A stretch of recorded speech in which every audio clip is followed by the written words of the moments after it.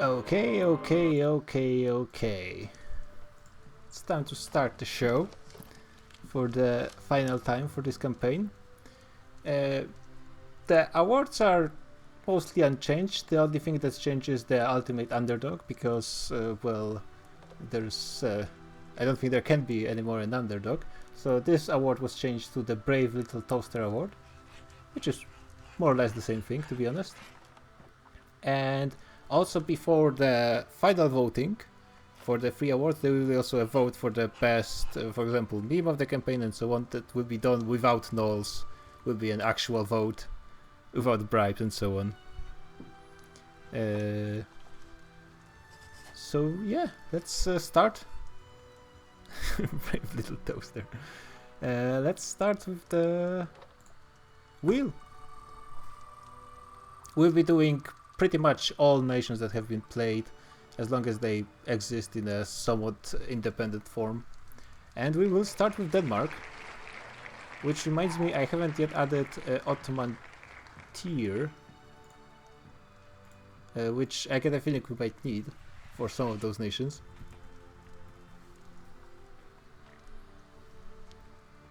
Yeah, unfortunately it looks like on Twitch I can only add 5 questions. So yeah, that's unfortunate, but Mexico, for example, collecting historical characters will be missing from the questionnaire. But there will be other stuff, so it's not too bad. Well, let's see how Denmark even looks currently. I think that is the correct save, by the way, right?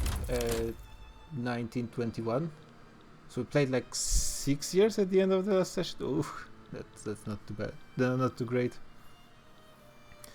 It looks like they have a ton of movements. That will be just a quick look to see how they're doing. They lost a ton of literacy they had, somehow. Did the AI reduce institutions or something? Yeah, AI, for some unknown, despite one institution costing 13, so them having enough institutions, bureaucracy for 10 levels of institutions, they're actually keeping their institutions low. And their population has been actually steadily declining. They had almost 1 million population more at some point, and I don't think it's related to any wars. I think it's all just migration to other markets. Yeah, currently they're in French market. Scandinavia was going to the British, to the French, to the German market, and they were switching all the time. It's the safe before the Russian-American war, which is the most fair for most nations, I think. Wait, the British market has... Oh, they probably have no access anywhere, right? Yeah, that is going to be interesting. Yeah, so currently they're in the French market. They have been losing population steadily, but overall they are actually not as bad as some of the AIs I'm expecting to be taking a look at. Like their tech is not too bad, all things considered. Though even per capita, I think their GDP is it's super low. It's lower than Brazil, for example, or Switzerland. Switzerland is actually interesting how Switzerland managed to stay up for so long, despite they have been in my market for decades, and they have been losing population. But I guess because they have high quality of life by themselves, they've managed not to totally collapse. Yeah, Denmark goes into C, which is for an AI nation for so long, it's actually not too bad.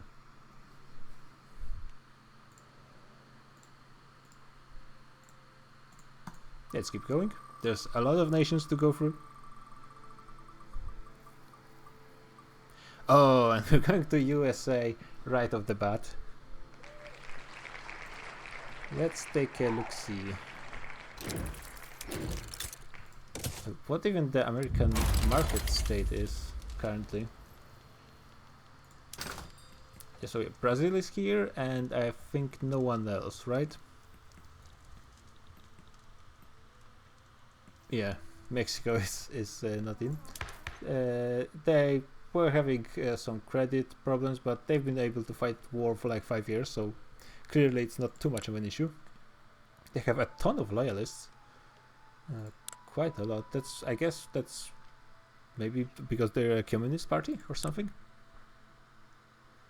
They are switching to multiculturalism, of course, state atheism, mass conscription, which was quite useful, good institutions, good human rights, no protected speech. Though honestly, I'm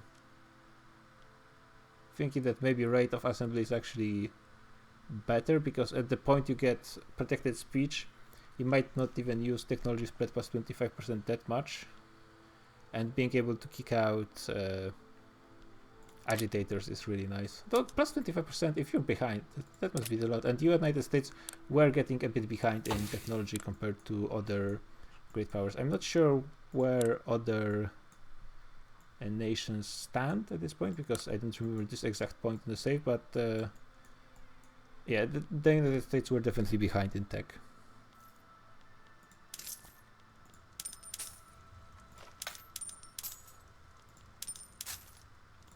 Yeah, again, this UI bug with income being completely whacked. Let's look at the American market. Despite being the major producers of both rubber and oil, they are still struggling. Yeah, Brazil is making 13k themselves. United States are making 34k. They have still high prices. Yeah, the game is definitely, it's very important in the game to secure good access to oil and rubber. They also have some issues with very expensive meat. Well, I would say it's related to the high standard of living, but that's been the case for like 10 points, I assume. And this has actually been going down for a bit, for some reason. Cars and other luxury goods are pretty much always going to be expensive, especially with high population and high standard of living. That's because the population is just buying. The lower the prices, the more they're buying, so the price is keeping up. But other than that, the American market is looking quite well. But actually, so this tier list is not just about the last session, because the last session was like 5 years, so it's actually not that relevant. It is wait, this war has already been going on. Oh, that's interesting. Oh yeah, this was the part where America was trying to land in Crimea, and yeah, they weren't able to successfully do this. Though they were like stalemating the Russian Navy because they had so many ships in the Black Sea. So if we look at the complete campaign, the United States did manage to add both Mexico and Brazil, at least Mexico for the most part, until their last treacherous turn to Belgium. They managed to keep both of those in their market for the majority of the game, and they did manage to keep the European powers outside of the basically American hemisphere at this point. They even managed to take the majority of those colonies here. There's basically some islands. The British left here, a bit of Netherlands. They did never reach 1 billion GDP, which is something they promised. They freed Canada, but never really... Although I guess if they freed Canada, it does count.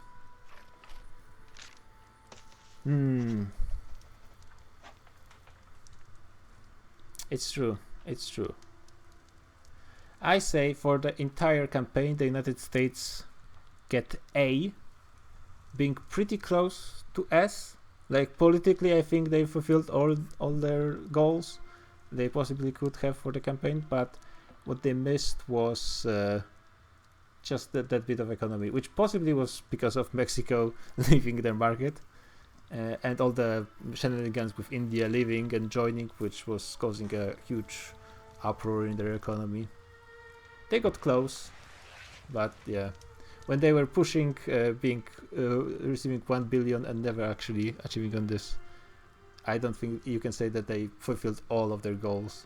in this campaign, so they receive an A for the first, technically second campaign of Victoria 3, but wait, it's Victoria 2, right? 3. How does Victoria 1 even look like? I'm actually not, never mind. The thing is, in the first televised campaign on Slasher Europe, they receive a tier A. And let's go to the next nation.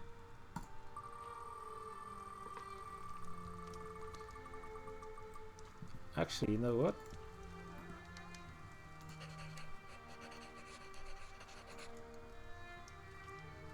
Give me a moment here. Considering this is the tier list for the final, for the entire campaign, I'm increasing the cost to move nation on the tier list, but to 4,000. Just, you know, before anyone got to use it. And we got Turkey. Okay, that's going to be a quick one. Let's take a look at Turkey. Currently they're being destroyed by still being in the British market and having absolutely zero access to it. Which honestly, like those states are probably self-sufficient at this point, I would assume, for the most part. Well, for the most part they are. Only in Eastern Thrace they have some good shortages, and there's like some military stuff that's not really relevant. So yeah, at this point they've been at low access for so long that they actually got used to it, and they can survive with this. Their population has been actually growing the last few decades, which is something new, I guess, because they lost all of the pops that are not discriminated in like the British Empire, and also British Empire got British market got much smaller. There's not that many places to migrate. For example, before, if they had they could possibly migrate to India if they were accepted, maybe, I'm not sure, or like some other places somewhere in the British market. But at this point I assume there's not much migration going on.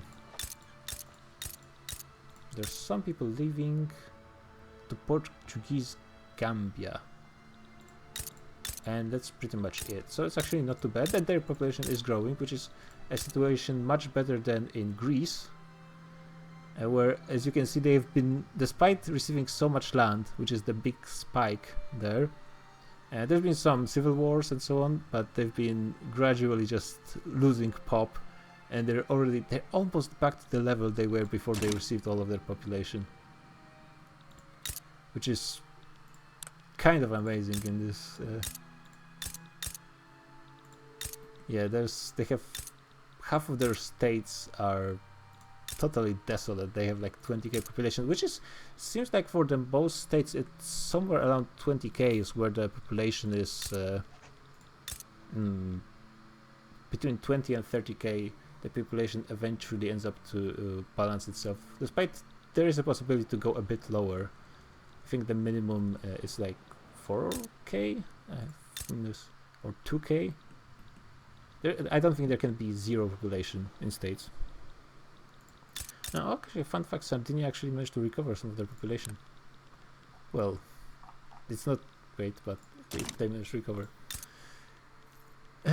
Quick look at other stuff. Technology, they are super behind, but that's, well, they are still after the Ottomans. The British market is whack because of the giant rebellion, and there's no access, so I'm not surprised by the tiny numbers of like most of those things are from trade. Looks like significant chunk, I think. This is because even the states in the British market cannot send goods to that market. They are all just serving themselves. So the British market currently is dysfunctional, all things considered. Let's take just one last thing. Quick look at the government. They were switched to universal suffrage, parliamentary republic, segregation, private schools and healthcare, local. Well, it's all not great. instead of like appointed bureaucrats. That's not the ideal. They have super tiny institutions for no reason, but it's just AI gonna AI. No, with private healthcare, maybe that's part of their plan. Oh, they still have serfdom, per capita taxation, mercantilism, and actually I don't think they start with agrarianism, but that's what they have. This is actually not too bad. Like, it's, if you can switch to this from traditionalism, that it's actually a good idea, because it's basically the same as interventionism, just with some changes to investment pool. Your capitalists give you a bit less, which of course is not ideal, but it's much better than traditionalism. Honestly, I don't think Turkey currently is that much worse. Well, they did start as Ottoman Empire. They have been played by a few players, but they've also been attacked in some way by pretty much all of their neighbors. They've been at several wars with Arabia, a few with Persia, and Austro-Hungary and Russia, also Italy, pretty much beat them up. And also Great Britain also destroying Turkey, despite being their main ally throughout the campaign. I guess I can give them a D. So this is above the Ottoman tier, but only just.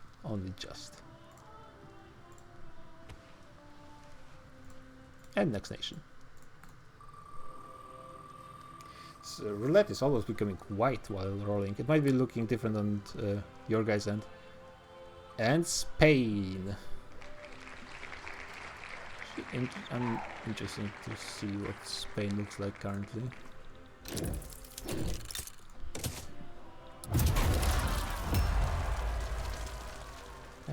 What is their government? There are monarchy, single-party states switching into universal suffrage, state atheism, ethno-state, religious hospitals and schools.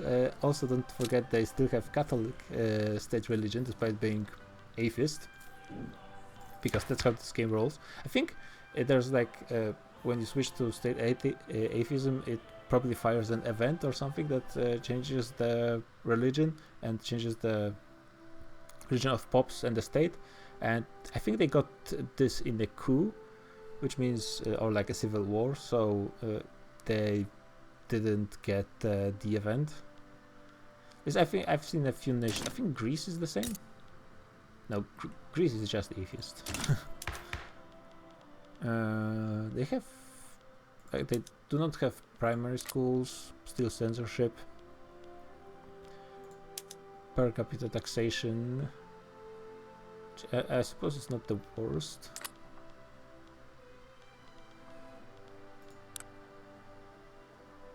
Yeah, I'm not sure if they were played by AI or not. No, they shouldn't have been.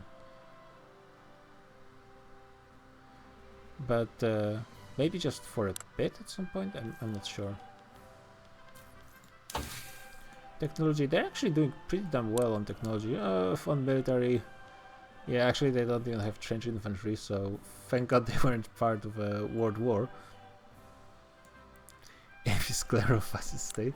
Yeah, but yeah, they're still Catholic. Which means because when you're atheist, you are actually persecuting people based on religion. So I assume everyone who's not Catholic is actually discriminated.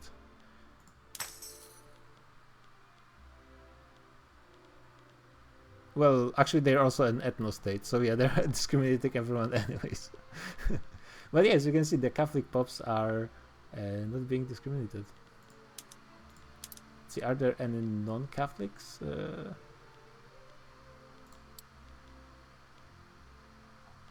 Spaniards? No, looks like they're all Catholic. So there's not situations where an atheist state is actually discriminating atheist pops. And in society, the technology tree, they're doing okay. Yeah, not great on military, which also, when you look at their economy, it's on Arabian level, while having 33% more population than Arabia. Slightly more than Mexico and Brazil. Yeah, despite having like close to 1/4 population, Arabia has over half of GDP of Spain. Spain was only played from like half of the campaign. They basically managed to expand into Western Sahara. I think they start with Morocco being their protectorate, so this was from the beginning. Before they were played, they lost Cuba, and they managed to integrate Philippines. They also gained, I think, a few provinces here and there. Yeah, Johor, I think, is their protectorate. There's actually, I think there's a ton of rubber than they missed out on. Yeah, they should have integrated it way earlier. And a few islands here and there.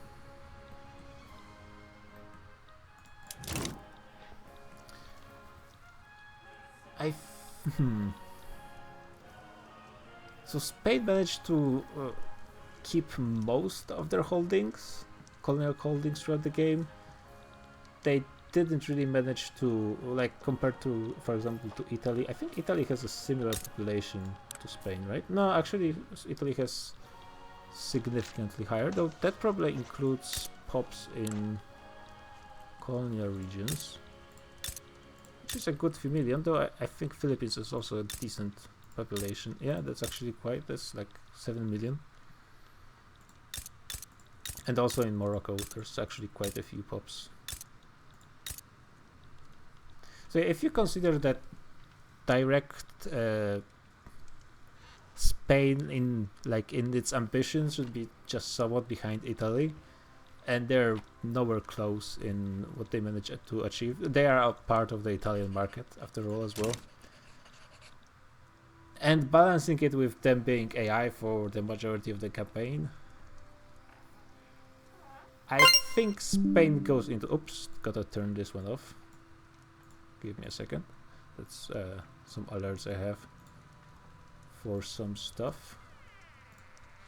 Okay, that shouldn't bother us anymore.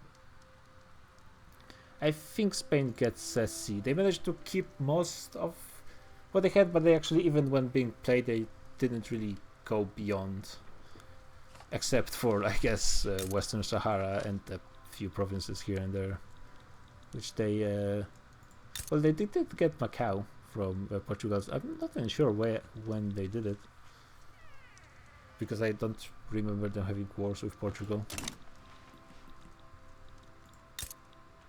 Macau is actually a decent population as well. Okay, let's go. Next nation then.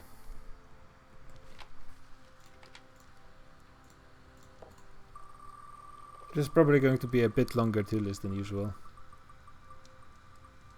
though I'm going at a decent pace. There's a lot of AI nations too that I'm just glancing over. France has been AI for the majority except for the beginning. They lost a good chunk of their core lands, which is Alsace-Lorraine, which is to be expected, but also somewhat surprisingly Low Countries. Italy never went to retake Savoy, which probably is for the best because it's one of the dead states. There's nothing here. They managed to keep most of their African possessions, to be honest. They lost only a bit of Algeria to Italy, and bits here and there. I don't think they even lost anything in Sahel Africa, other than like what they didn't manage to colonize. I think, yeah, the AI lost all of Indochina. I think they had most of Indochina and they lost it at some point. They do have a port in China at least. Quick look at their market. Expensive oil, expensive rubber, that's obvious. They managed to remember number 8 in GDP, which is, I think, slightly behind France, right? Great Britain. Well, actually, Great Britain right now is difficult to... yeah, actually, when you combine the British Capitalist Revolt and British Republic, they actually have less GDP than France. Sol is pretty bad. Population, well, hasn't been really growing. They have 60 million. And actually Germany is not good to compare because they have all of their colonies. Well, as France does as well. They were pretty aggressive with their market throughout the game. Like they had Greece for some time, they had Spain for some time, they had Scandinavia for some time. And they did manage to still keep their great power status throughout the entire campaign, which is something to be said for a nation that's been played by AI. And when it was played by a player, it actually was losing. I think were they being, well, they were played for like only 2 sessions or so, maybe 3. They really weren't played for long. Because I think when the Germany was taking Alsace-Lorraine, they already were fighting AI, right? Oh no! They were fighting against the player, I think. Anyone remembers? Were they fighting a player or AI? I was in that war, but I actually didn't really need to participate that much. I was mostly protecting the border. Maybe it was player versus player. So even though then it was in a rough state, so it's not like AI inherited a perfect situation. Yeah, I think France also goes into... Well, AI keeps great power. Also some colonies here and there. Goes into sea. Into B. Oh. Good enough for an AI.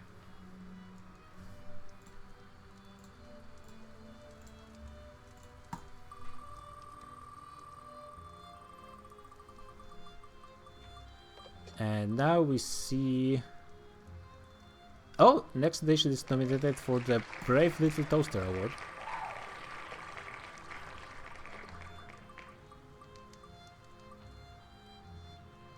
Oh! And it's Austria-Hungary! It's the one time I'm being nominated for an award. Oh, great. Probably should switch this to this. Yay! Nice. Let's look at Austria-Hungary.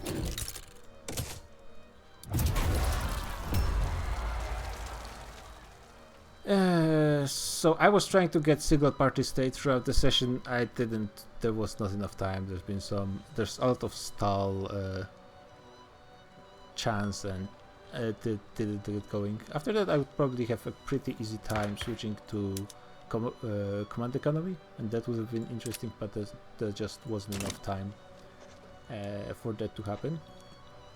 And I think Austria-Hungary, all things considered, did pretty well. They, well, me, the Balkans were solved. The entire Ottoman problem was solved in a way that Austria-Hungary actually benefited the most. Victory, victory, Russia! Here it comes.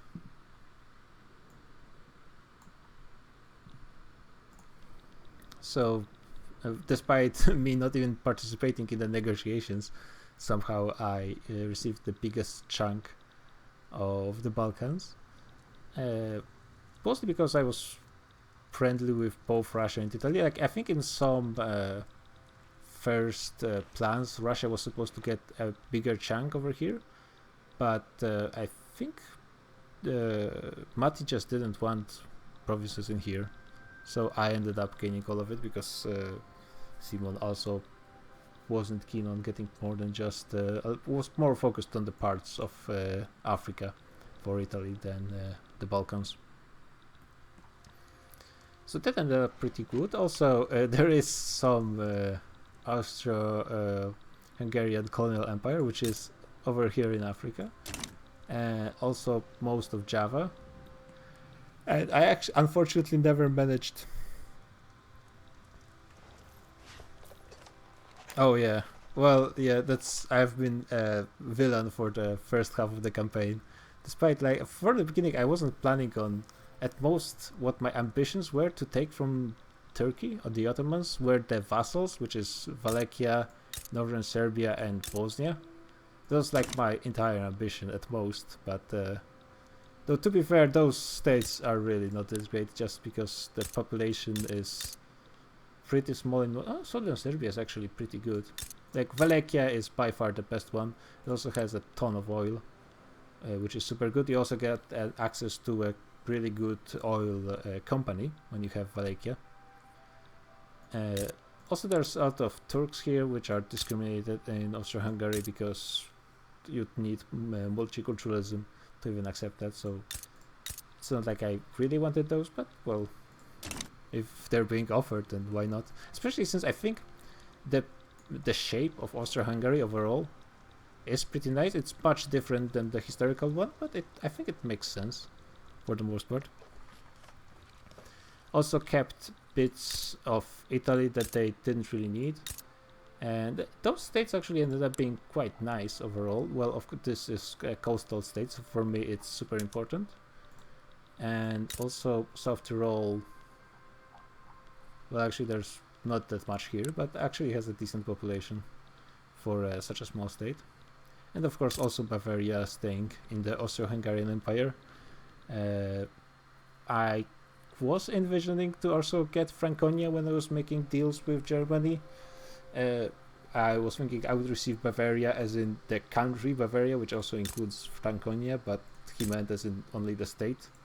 But I figured if I could keep Bavaria and have good relations with Germany, that would be good enough.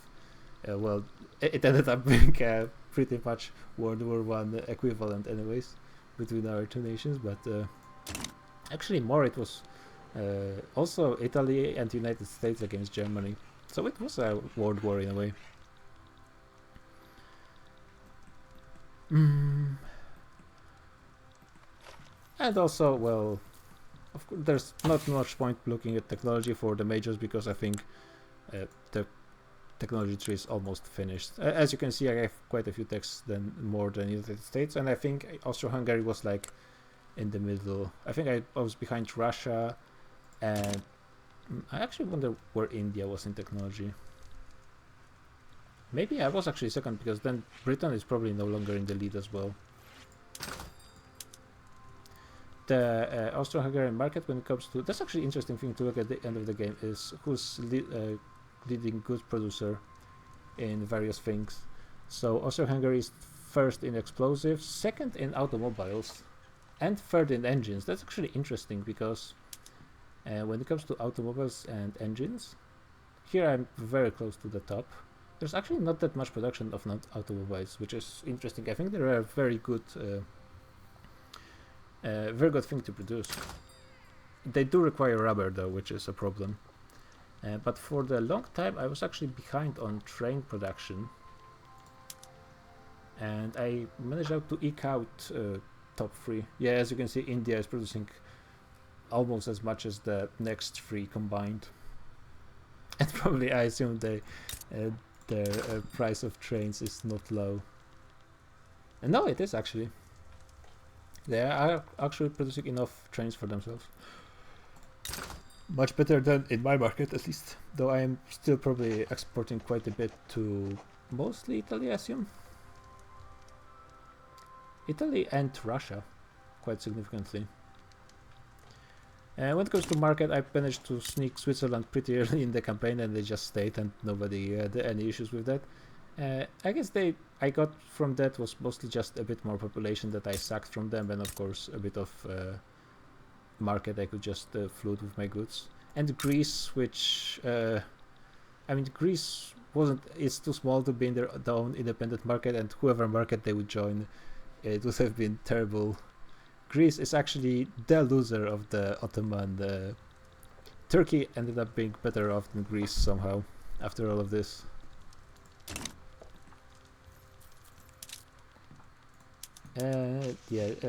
GDP of Austria being just behind India, mostly because of Indian problems. Though I assume if we played for a few more years with Persian oil and resources, possibly gaining maybe something from Portugal in the south of Africa, India could have recovered and gotten over 1 billion, but they didn't have enough time.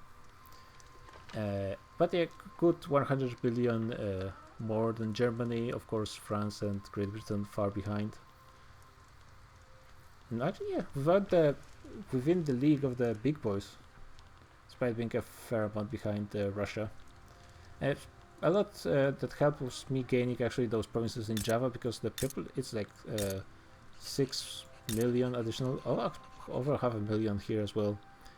I was thinking that if I actually managed to conquer a good amount of provinces in the colonies, I would be able to actually as well like go for 1 billion GDP and so on. But that never ended up happening.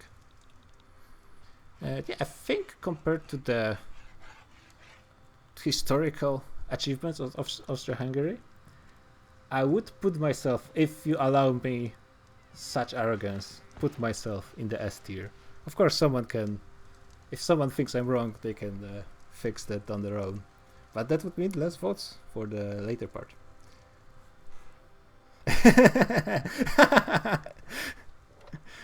Josh showing up. Yeah, I was waiting for that reaction.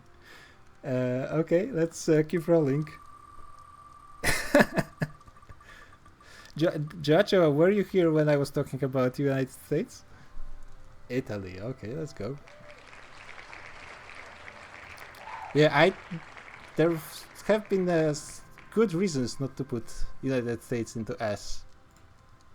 You'll be basically, you're fulfilling almost all your political goals, which is keeping other great powers out of America, except, well, Mexico doing their own thing with Belgium. Canada, I guess, counts despite being independent, but you did free them from Great Britain.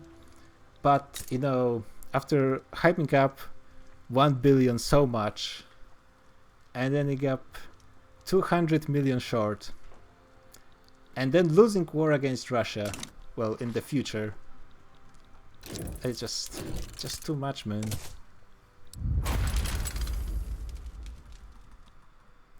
Okay, Italy, they've been doing pretty well, keeping themselves great power despite a huge. Well, actually, they build up their navies and they're no longer under like the prestige pressure. But I think in this game it's very hard to like. I think Italy and Japan are the only great powers that haven't been ones at the start, right? USA, Russia. Well, India, they actually, the company can be a GP from the start. They just are in the customs union, so they are pretty much our great power.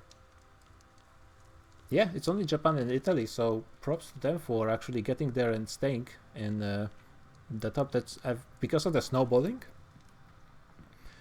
I think it's pretty hard. Like I was thinking that Arabia, Mexico, was possibly Portugal had a shot of getting into GPs.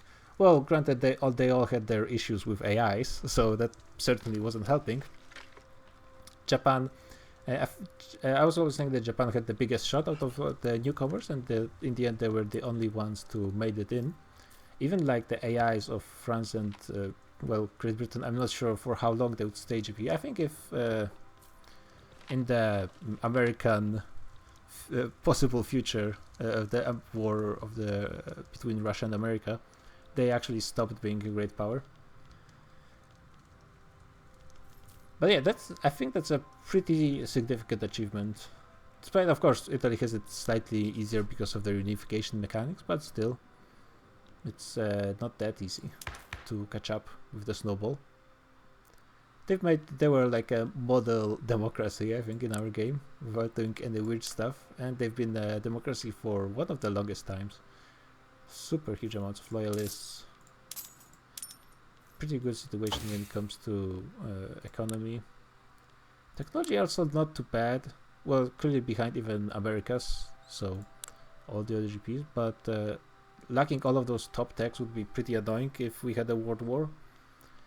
But they wouldn't be too far behind, like at least with the squad infantry they would be able to compete. And of course, well, they do not have battleships as well, which is a problem. but they do have a decent navy starting, and the navies are slow to recruit, so that's something important to take into consideration. And of course, they also managed to create a great market with Spain and Arabia in the end, which is almost the entire Mediterranean when you think about it. And they pretty much only based out on Turkey and Greece, which both are actually not something you really want anyway in your market, other the coast of Adriatic and the French coast, belonging to other GPs.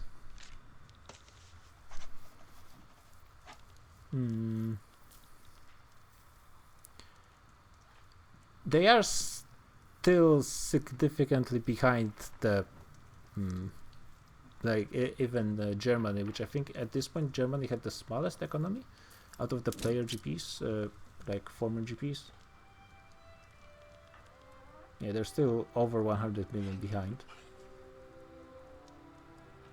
Wait, I'm not ordering by... Yeah.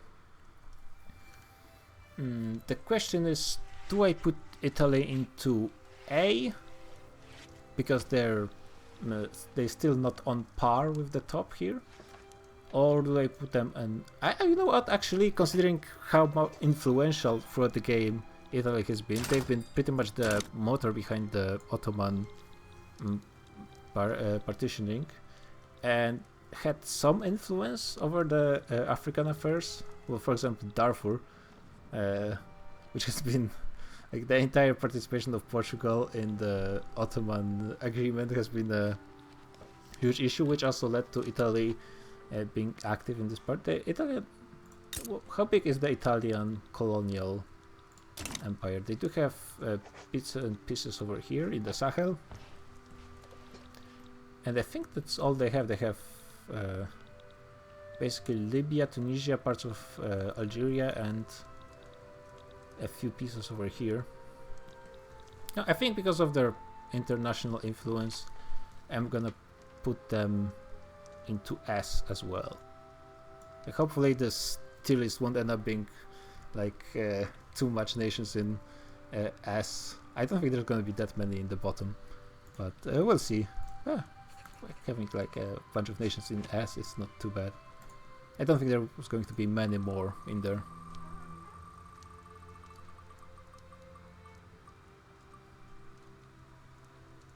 Belgium. This is going to be a quick one.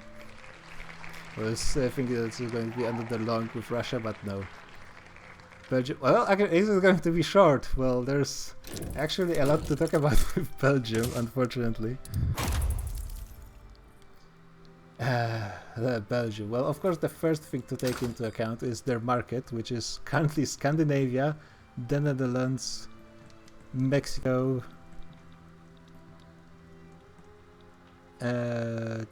Is this... No, it's not their market. Oh yeah, they somehow...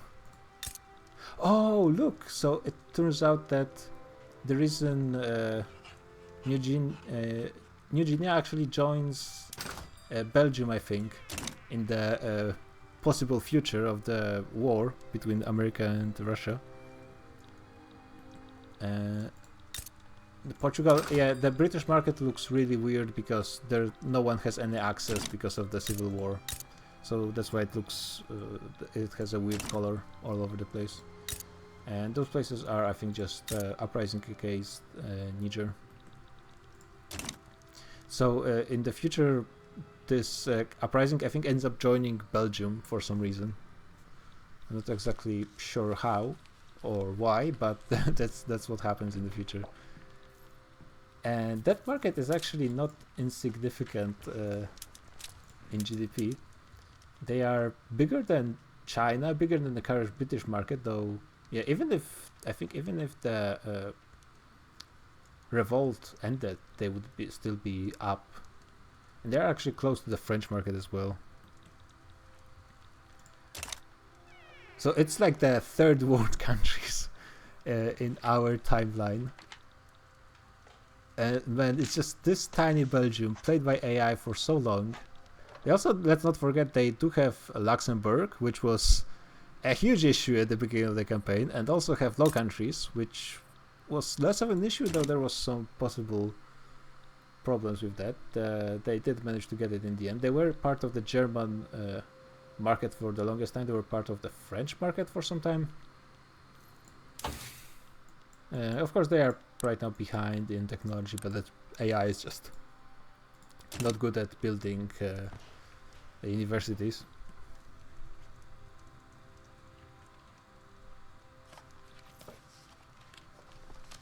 British Revolution is 3.7 million?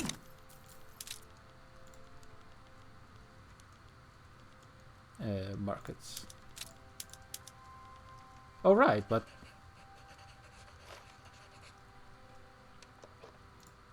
how does that happen when it's just them who have not even 200 billion GDP? I guess the markets calculation is different than the actual GDP. I'm not exactly sure where this number comes from. So it's Russia is basically on their own in their market. So how much do they have? Yeah, it's 21.5 million. What?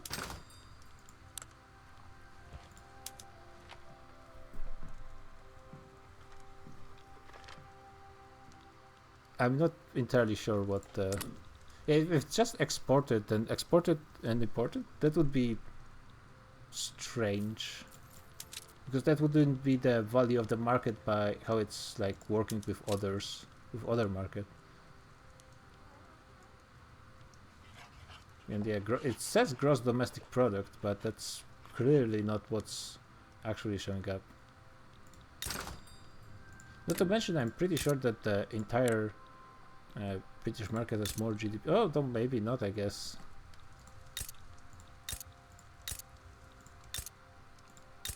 Not sure if does the entire British market has more GDP than the revolt. But that's actually a good question. I'm not sure how does the market calculation work. But anyways, it's still a pretty huge market. Like right behind the GPs somehow. But it is also just like very fragile. It's a miracle it happened, but it's I'm not exactly sure why even Mexico joined to be part of the market that's under the leader who's less than half of their GDP, and that's not including Netherlands, who are technically speaking a protectorate of Mexico, so they're like their vassal. That's actually really weird for an action for an AI to make when you think about it. Even no, Scandinavia is very low in both population and GDP. Even their per capita is actually super low. We'll get to Sweden eventually. I think Belgium goes into A. It's a miracle it happened, but it's also important taking account that it's a very temporary event that probably would have been fixed as soon as Felix actually joins on Mexico, and Japan would fix their New Guinea issue over here with Belgium. Not to mention they would probably invade again to take.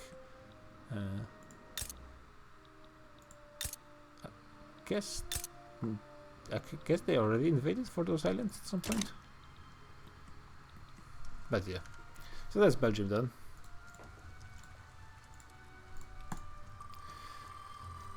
Let's keep going. There's still quite a few nations left. Japan. That's interesting because Japan had an unfortunate situation of being unable to do anything for the first few decades. Though in the end they actually have been pretty active.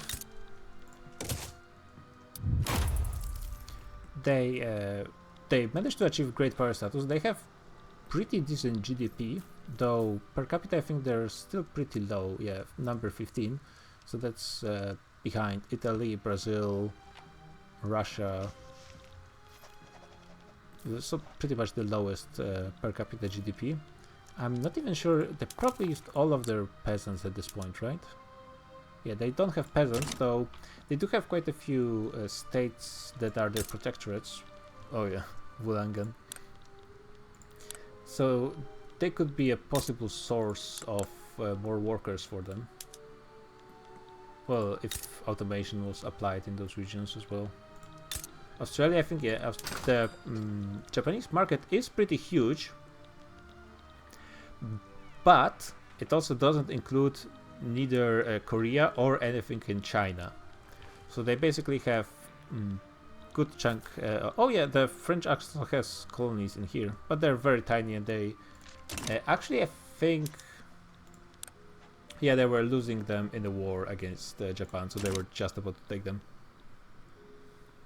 Japan controls most of Borneo, most of Sumatra,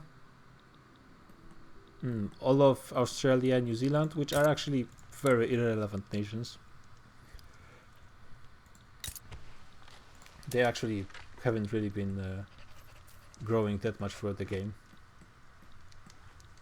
There's actually not that much interesting stuff in Australia. Like if you're missing coal or iron, I guess they're good enough, but and lead. But those states are also pretty low in population for the most part as well. So it's not even that useful to extract those resources. Sulfur is actually a bit rarer, but again, not that much population to actually just a tiny bit of oil. Yeah, Australia is actually not that useful. It's actually a good base for industrialization, but once you're already industrialized, it's like India could maybe use them, but I'm not even sure if those resources are possible to use. Yeah, they have those, but they never, after failing their first war against Korea, they never managed to get into a second one. And China also managed to, they kept their defensive pact over Korea. They never got even a treaty port anywhere or anything, so that's like a big thing I would consider that Japan would need to do for a very successful campaign.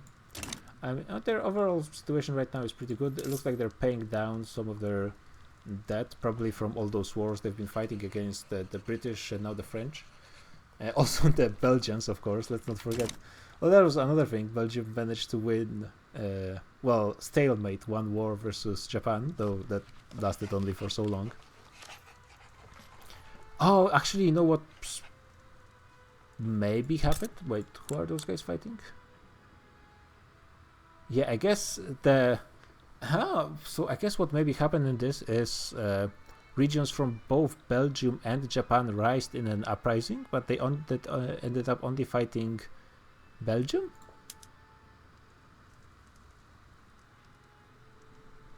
Yeah, actually Japan is in this war. And I guess Belgium won this and it forced their claim. And Japan actually never got around to it? Okay. Well, this makes some sense, I guess. Because the player wasn't playing Japan anymore, and I guess AI got lost fighting French in the area or something, I don't know. They never got around to invading Kanaka uprising. I'm interested in how's the Japanese economy. They're actually exporting more oil than they are importing, though they are not producing that much themselves. They're not producing any cars, they're importing all of them. From America mostly. They actually have pretty high prices of industrial goods like steel, wood, tools. Doesn't look like they're... now they're importing a healthy amount of rubber. But yeah, it looks like we kind of ended up expecting that Japanese economy would explode even more during the next 10 years or so. We actually ended up cutting the campaign a bit short for them to really use those resources they could gain from those islands, because those provinces here have a ton of oil and a ton of rubber, which is super good. Those are actually really good provinces. think there's a bunch of well, gold, rubber. I think there's some more oil somewhere. Maybe it was here. Yeah, it was actually here. And also the wars against Korea and Qing were probably on the menu, but they never ended up materializing. Yeah, as you can see, currently Japan has equal numbers to China, which considering China probably still has skirmishers and irregular battalions, it would be probably a crush this time. But they just didn't have enough time for it. They are, I think, from the player nations, the lowest in GDP among the great powers. Quite far behind even Spain, even Italy.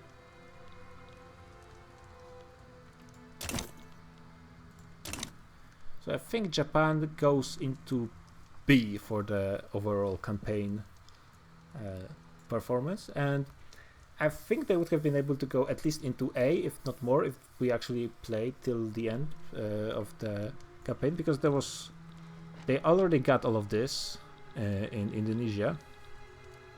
I don't think that anyone would oppose them for all of Korea, and like Russia wanted some parts of China, but for the most part I'm pretty certain they wouldn't mind sharing a significant part of it with Japan as well.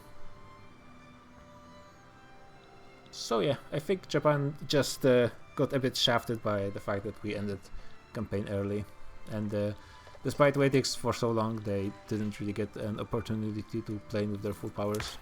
Also, probably should check out they actually kept their monarchies to have well voting. We're going for I guess cultural exclusion was good enough for them. With this they could accept Koreans and Chinese.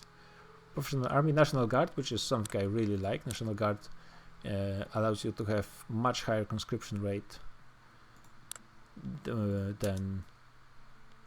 Yeah, it actually more than doubles your conscription rate from Professional Army, which is pretty nice considering Professional Army has some other bonuses to quality. Primary schools, women's suffrage, proportional taxation. I think they were one of the first nations to have this pretty good institution. Yeah, it's all pretty good, but just not enough time.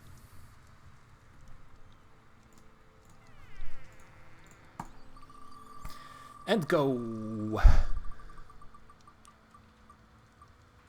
China! Well, that's actually...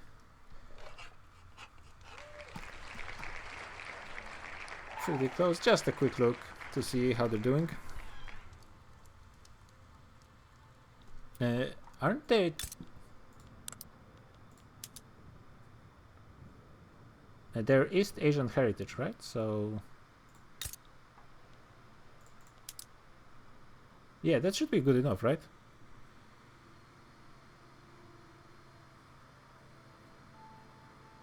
Yeah, Min, Hakka, I think there's in the southern. Yeah, their issue was with the Manchu, which is actually plentiful in where historically Japan expanded. There's a ton of Manchu that they cannot accept before multiculturalism, because they're not part of the Sinosphere. Yeah, China, just a quick look. What's their GDP per capita? Let's take a quick look, see. Yeah, that's... might be one of the lowest currently in game. Can I actually see GDP per capita?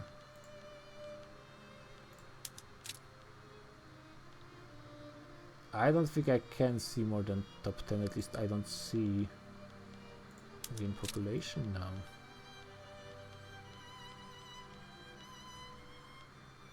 Yeah, I don't see, but seems to me 59 is one of...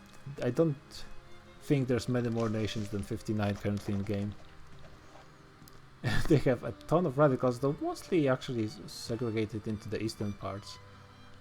Their core is actually pretty healthy. They've been stockpiling money for no reason. They are in severe bureaucratic debt. Technology is super far behind. Not that it matters because their armies, from what I know, can only use skirmishers at best anyways. Yep, and also still using a ton of irregulars. Yeah, the AI for China is just terrible. They're just not building stuff. They have 45 construction and they have a ton of money still. And now they're stuck building 1 million barracks, administrations and naval bases for no reason. Only 1,438 weeks. I'm not sure what happened, but it kind of looks like the Chinese AI is broken. They're just not doing anything. Well, I guess they changed their economy laws a bit. They have peasant levy, still state religion. I'm not sure if they started that. Probably they do. Presumably they don't start with cultural exclusion. Yeah, actually, like the AI for China is horrible. Like, come on, man, just. It's not like they've been bullied even that much. Like, sure, Russia took a fair amount of land and Britain took a province over here, but they could have been beaten much more in the game.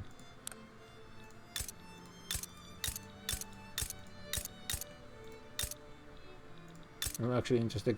Does China get any oil? Even probably even if they do, they didn't discover it. Yeah, they probably didn't discover it yet.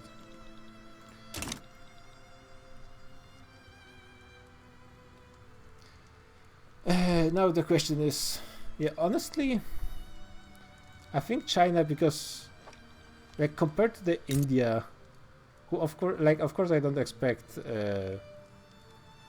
China to be played as good as a player, and India still has number 40 GDP per capita, but it honestly looks like the AI just first of all, China still has much more population than India.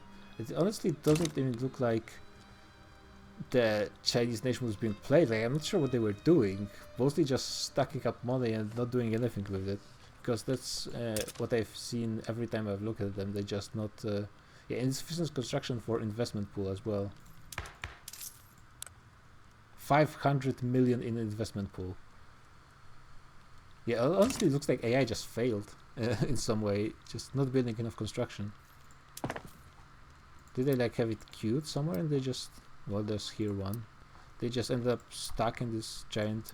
But why would they have only 45 in the first place?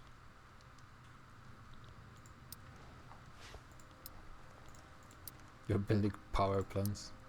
Like, that's what they need currently.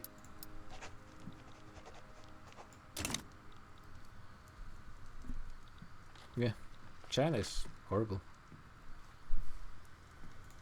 I'm blaming Paradox for this. It shouldn't be as bad as it is right now.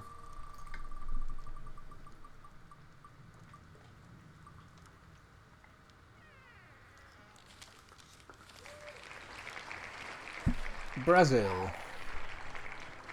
So the economy of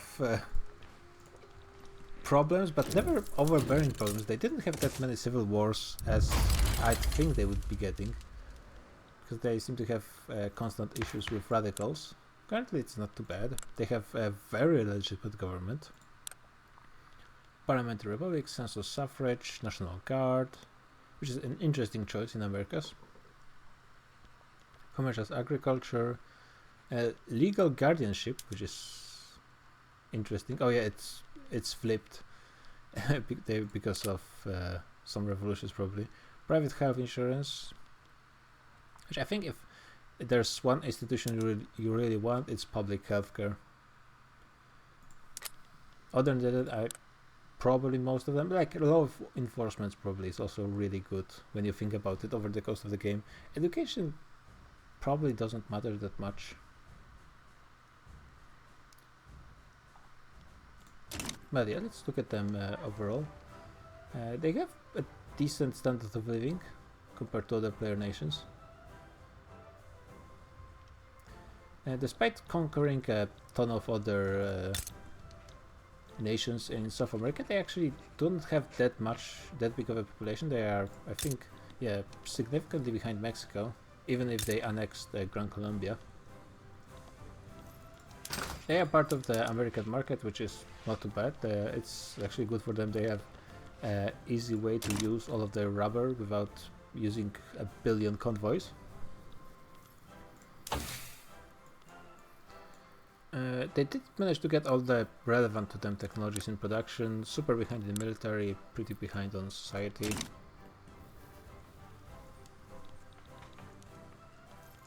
Let me see where they are on GDP compared to... Yeah, still far behind Mexico despite Brazil not suffering the crash that Mexico had after leaving the American market and joining Belgium. As you can see here, they've been at over 200 at one point, and yeah, they've been approaching the GDP of Qing. They lost over 50 million. And Brazil has almost the same GDP as Persia, despite having almost doubled their population.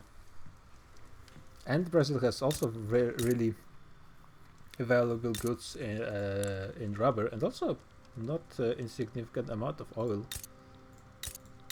Yeah, they're producing like, I think it's 10,000 units of oil. Yeah, almost as much as Arabia, which is not insignificant. Like almost half what Persia is producing.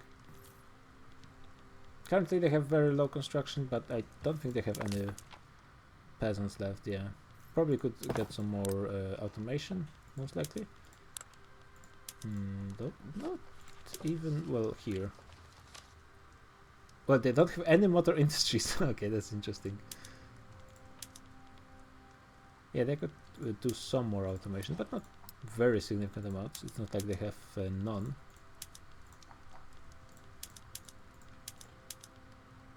Yeah, they just they're mostly producing textile mills. Are they a leader in production of anything? They are a production of rubber, coffee, and gold. Okay, that's some great products to be leading in. So when you think about it, Brazil, when they play the game, they at least want to dominate in South America, which they kind of do. But they have been also subservient to United States for the longest time. Well, they had a few decades in the beginning being independent. But that does mean that they give up a very rich in oil and also some rubber apparently. Oh, 60 oil rigs here. Very nice. Under 30, all of Colombia, right? I'm not mixing up things. To Mexico, which is probably not what they ideally wanted. They have no influence outside of America, which was part of the... Yeah, I guess what they would want to do is domination of South America, and probably either some kind of independence from America or at least some influence outside. And they didn't really achieve that, I think. And their economy is not as great either.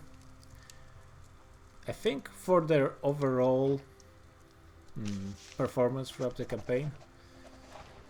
But did they... Yeah, I don't think they did as well as Japan comparatively. Like, Brazil has no perspective for the next 15 years to be much better than they currently are.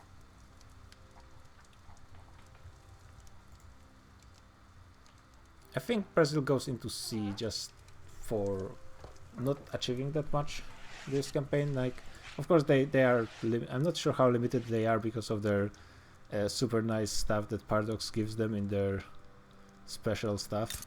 Oh, that's some great states over here. Just a total side note. But I think they probably should have been able to do more, though they do have very low population. Like 20 million, there's not much you can do. Even if they got like all of South America, there's like what, 30 million, maybe 35 at tops, and that's just not that much to work with, honestly. Like, probably putting both Brazil and Gran Colombia players, it's just making sure that South America stays irrelevant for the entire campaign.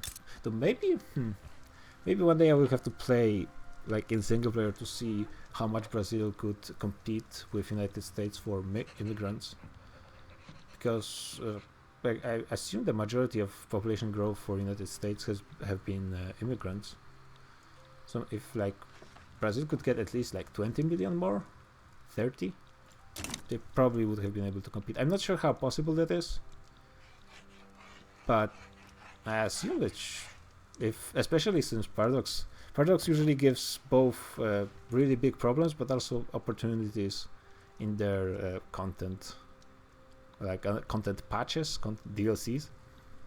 So there's possibly some way to make Brazil broken. Just as there is a lot of punishment, like they had some horrible modifiers to their states a few decades ago.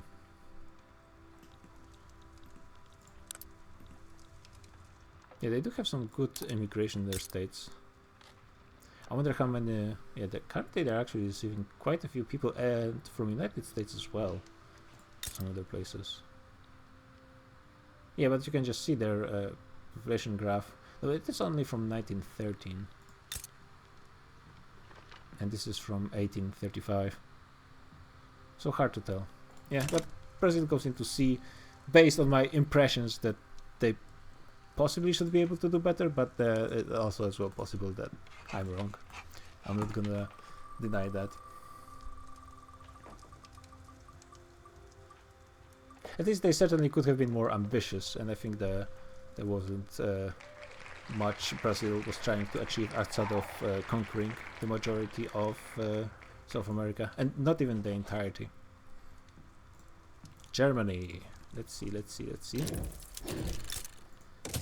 So they did lose all of their well, not Bavaria, they lost twice during this campaign, but they did lose the customs market control. They had pretty much they've lost it all to pretty much all of it to Belgium, which used to be part of their customs market. They did get Alsace-Lorraine, which is of course something, and they of course have a huge colonial empire in southern half of Africa, which was only due to expand. There was really no one with Portugal being as weak as it is, and also not many others being interested, though I assume like India probably should have gotten interested in some of those regions because they have very good amounts of resources they could exploit. But the majority of those lands would probably eventually go to Germany as well. And they had a lot of ambition to do something else. During the possible future, they were the only player outside of United States and Russia, and Germany was on a mission supporting every uprising in the world. So mostly bullying Mexico because it happened like twice to them. They've exploded their economy pretty early in the campaign, so they've like been number one for I think decades, honestly. But it's wait, what? I think I was hearing something weird for a second, but maybe. Is this something start in my browser or something? I'm not seeing anything. Okay, never mind.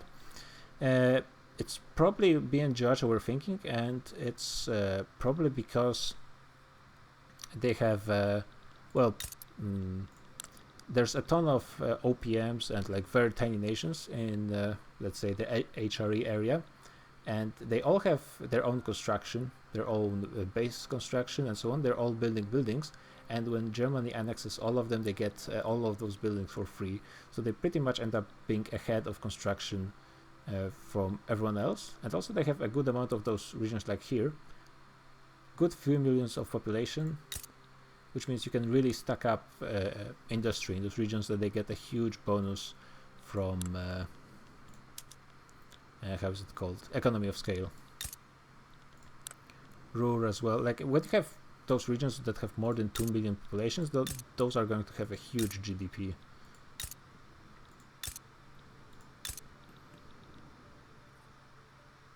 Yeah, Silesia with 6 billion, almost 8% 45 million in just one state.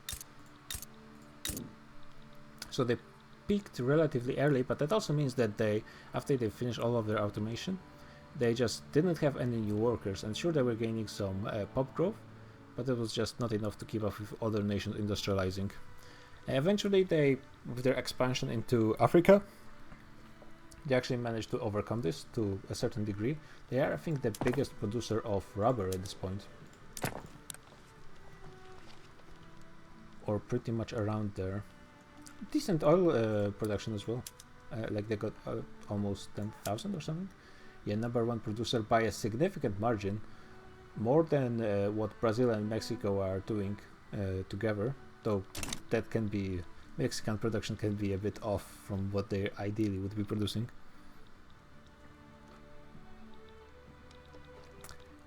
So yeah, the economy peaked, and for a few decades they just were unable to do much with that.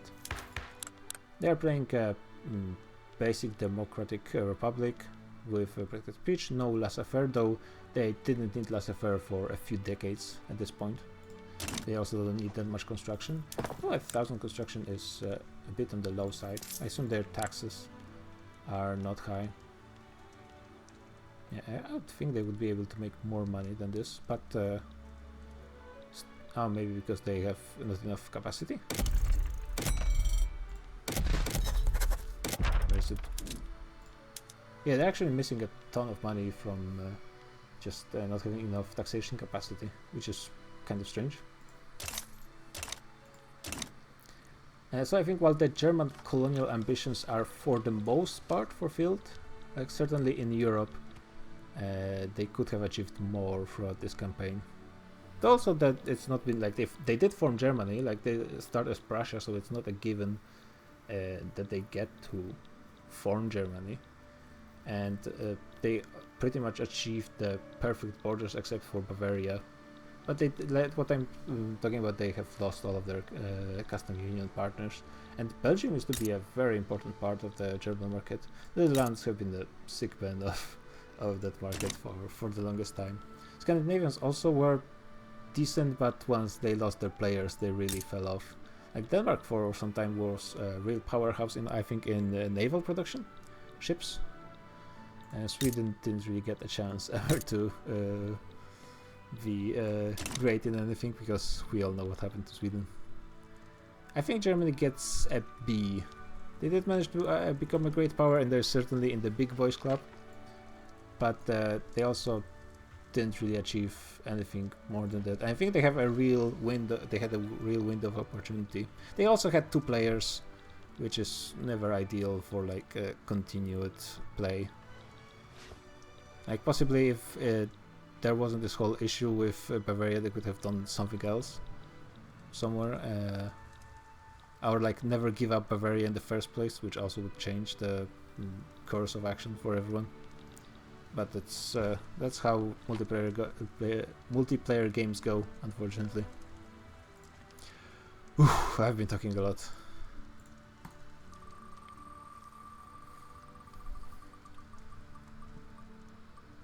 Sweden, I'm gonna speed up the AI initiatives a little bit because, you know. Though we are only at 90 minutes at this point. It's not even that long. Sweden, they have full money for some reason and 100 construction.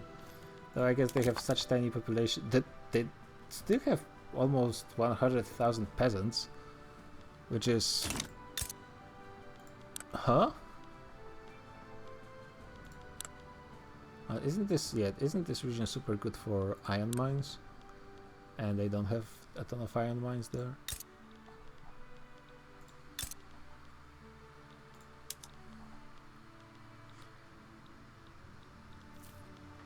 Yeah, well, the story of Sweden can be told in a single graph. Thank God it's actually shown from 1836. And even currently, like almost, 80 years? Even 8 years after the great emigration to the United States, they still haven't managed to recover. I guess this was the period of them belonging to some kind of customs market that was sucking up their population quite fast. They still haven't managed to recover from this giant loss of population. They're actually, Belgium at some point I think had higher population than Sweden, but looks like all the civil wars, and then Denmark was also hit with some migrant waves. Look like those tiny nations in Europe looks like are very like, look at those swings. It was just a single wave, and they've been losing like more than 10% of their population each time. That's like huge. Yeah, I think that wave system of migration that is currently going on is hurting their European small nations the most. Yeah, if you look at Netherlands, they also had some they've been losing pops to customs union for the longest time, but also they have been, as you can see, it might also have been losing colonies. I'm not even sure. I don't think they ever annexed Indonesia though. So yeah, and the Netherlands have almost the same population as they started with this campaign. And Greece is also super wrecked by the population. Portugal managed to, I think, got off quite lightly compared to other nations. I'm not sure what their population compared to Sweden, for example, was historically, but it's higher now at least.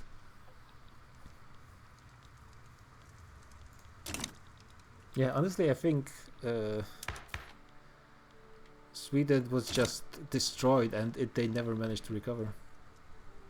And there was not much that can be done with them. I think Sweden still, after that one destruction, goes into Ottoman tier.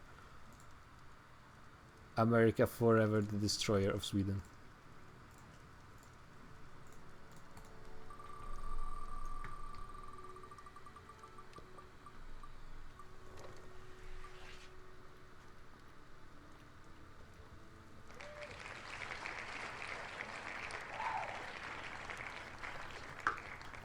Portugal, another interesting nation. Yeah, it was a event fired by United States, but there's nothing you can do about it as a European, right? It just happens to you. A lot of people migrated from Northern Europe to America, that's true, but I think other than Ireland, pretty much everywhere the population was still growing, right? I'm not entirely sure about that, but I assume that except for Ireland, of course, which had its own issues. I think it was pretty much growing everywhere. Yeah, but that's also true that when it hits, if it hit like France or Germany or Austria-Hungary, it wouldn't have been that much of an impact. Like, sure, it would hurt a bit because it's probably like, no, it's not even a million pop, probably like 200,000 or something like that. If one of those big nations got hit like that, it wouldn't really feel like much for the greater economy. But for Sweden, it was just, and it happening instantly. Their economy like collapsed for some time. So Portugal, unfortunately, well, are they in the British market currently? Yeah. Currently, they are suffering because they're in the British market and they have no access to anything. Because all of the British convoys are in the revolution.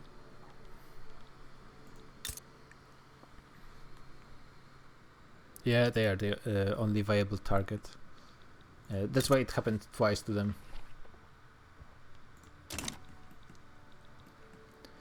Currently, Portugal has no access to the British market. And also, basically, the entire collapse of their economy and, well, their GDP, not economy really, because a lot of those colonies stayed in their market. But because AI created those colonial nations, for no reason, they were actually cores for the most part of Portugal. They still released all those nations, and that all of those, I think, each of those nations have a bigger GDP than Portugal proper.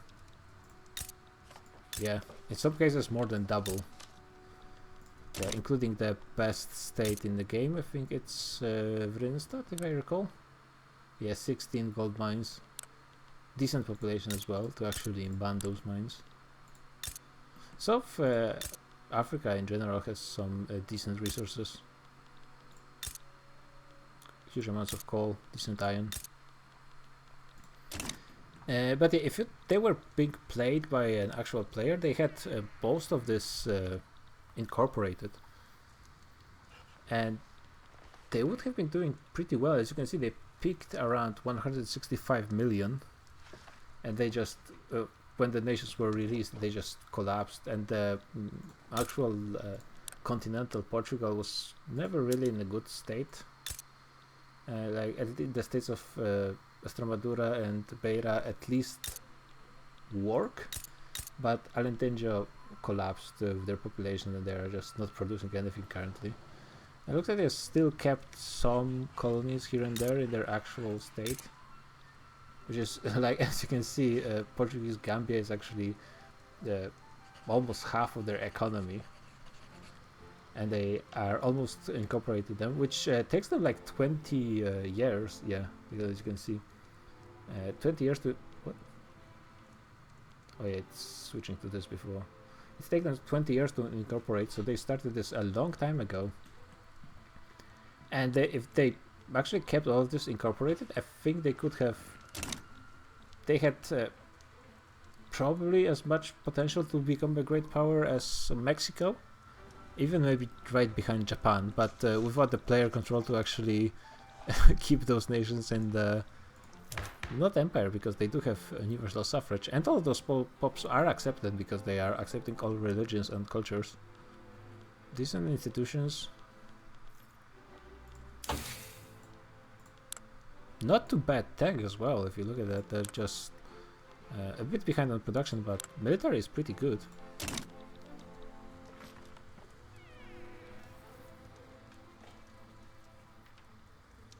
So are about 1.4 million, but the question is how much population was there in Sweden at 1800s and then in the 1900s. So looking at this graph, probably less than 1.4 million immigrated, but they it kind of looks like their population is just lower overall. So there was less people to emigrate anyways. I think Sweden is supposed to have, well, they do have like 10 million now, so it's not like they would have much more. Yeah, I guess I should join the Discord voice, by the way.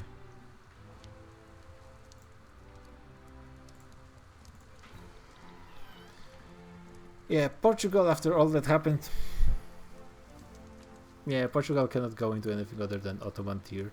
Like, the decision to release those states just destroyed them, and they're just not worth anything.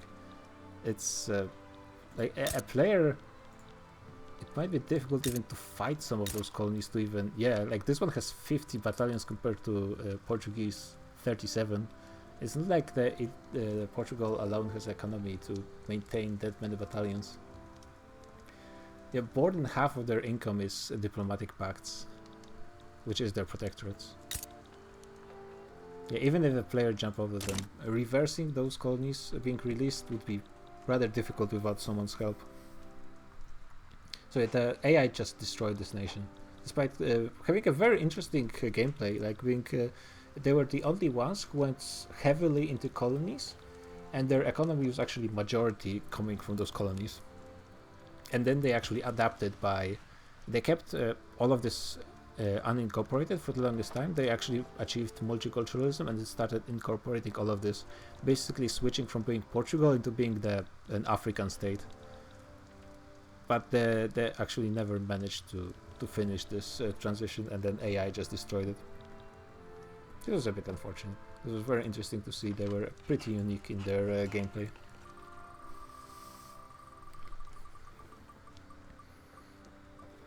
And next nation is going to be nominated for the Victory of Victory Award. Please let it be UK. Is it? Oh my god. Oh man, it's actually, you know what? Like, when I'm starting to have those powers, I often see like people on YouTube or Twitch just say something and then it happens. And now I have this power as well. This is amazing. Oh man.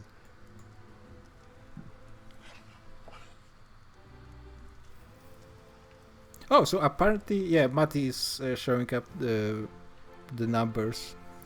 Sweden had population of in the 1800s 2,300,000, and in the 1900s they're supposed to have a little over 5 million. And yeah, they actually are barely above the 1800s, which is 30 years before the start of the game. Yeah.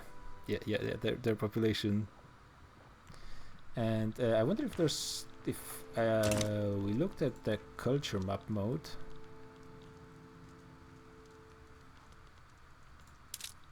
Yeah, there's still Utah is still majority, well, plurality, I guess, Swedish. Only 9k, but still. So I think a few other states that have significant Swedish population. Croatians, goddammit. I think there should be. If I click like this. Yeah, I think a lot of them were turned into Americans over the turn of the game. Yeah, mostly they survived in the less populated states. There's actually a lot, not that many actually, just insignificant numbers in Mexico. Yeah, that's hard to say how many migrated because they actually are, how do you call it? Assimilated into Americans. And yeah, it was UK. Very hard to Utah. Uto. So now Great Britain is in default again. They are losing the revolution. I'm pretty sure they will not be a great power. Well,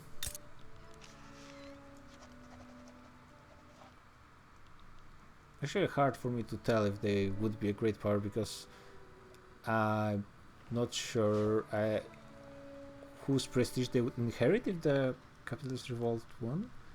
I assume the revolts, they just basically become the revolt, right? Because the revolt is going to win. I mean, they are winning in just a few weeks at this point. So honestly, it would be more honest to look at the revolt than the actual nation. Well, they lose a few points for their flag because it's, even though it's supposedly historical, it's pretty bad. They are actually quite close to defaulting as well, but actually it's not too bad. They could lower their budgets and they would be at least at 0, and they would, after reducing their military, they would be doing okay.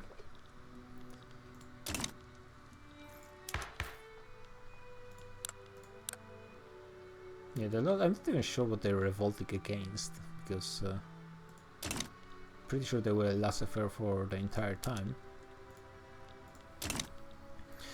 But yeah, the thing is, the most important thing is the British market currently includes Portugal and their colonies, Turkey for some reason, Myanmar, a bit of China, and that's it. They lost Canada, they lost Australia, they lost actually significant parts of Africa. They basically have, and of course India was released. They also had like Persia, Greece for some time, but of course that was all lost. Let's see what laws do they have here. They have movement for Council Republic, but nothing comes to like strikes me to be the issue.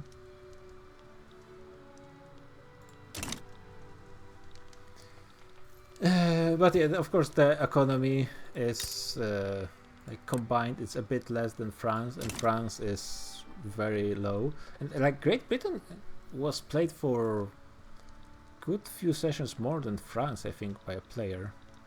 Just then Great Britain was hit by like 10 wars at the same time from every player in the planet that attacked them in particular. They at least finished their tax, so they actually, this is one thing they never fell off, at least when it comes to technology.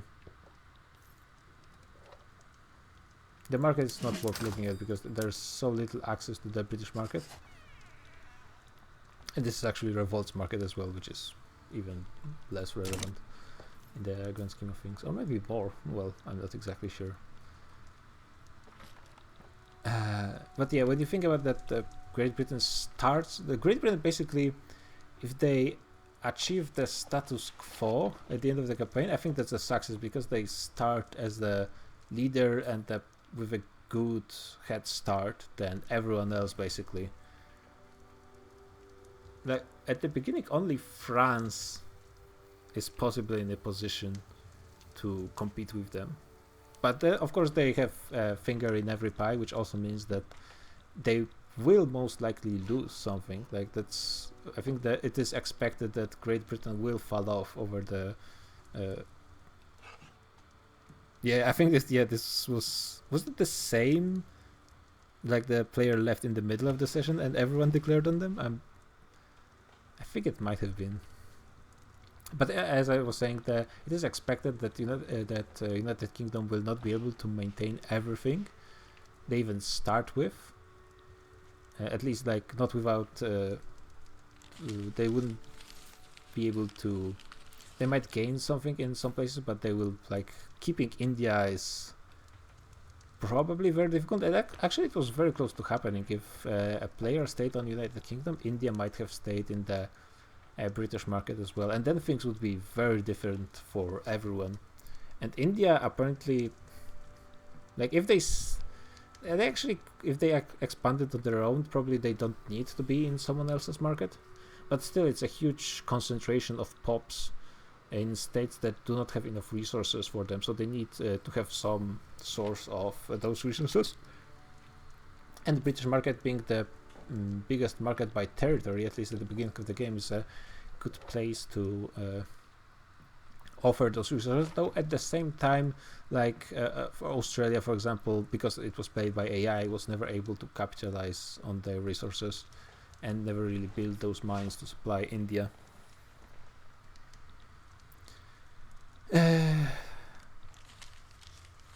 So yeah, the question is, could it have been any worse for the Great Britain? I think, and in the possible future of the next 5 years, they did lose their great power status, and that's probably just the definition of their being in the Ottoman tier. Yeah, so let's keep going.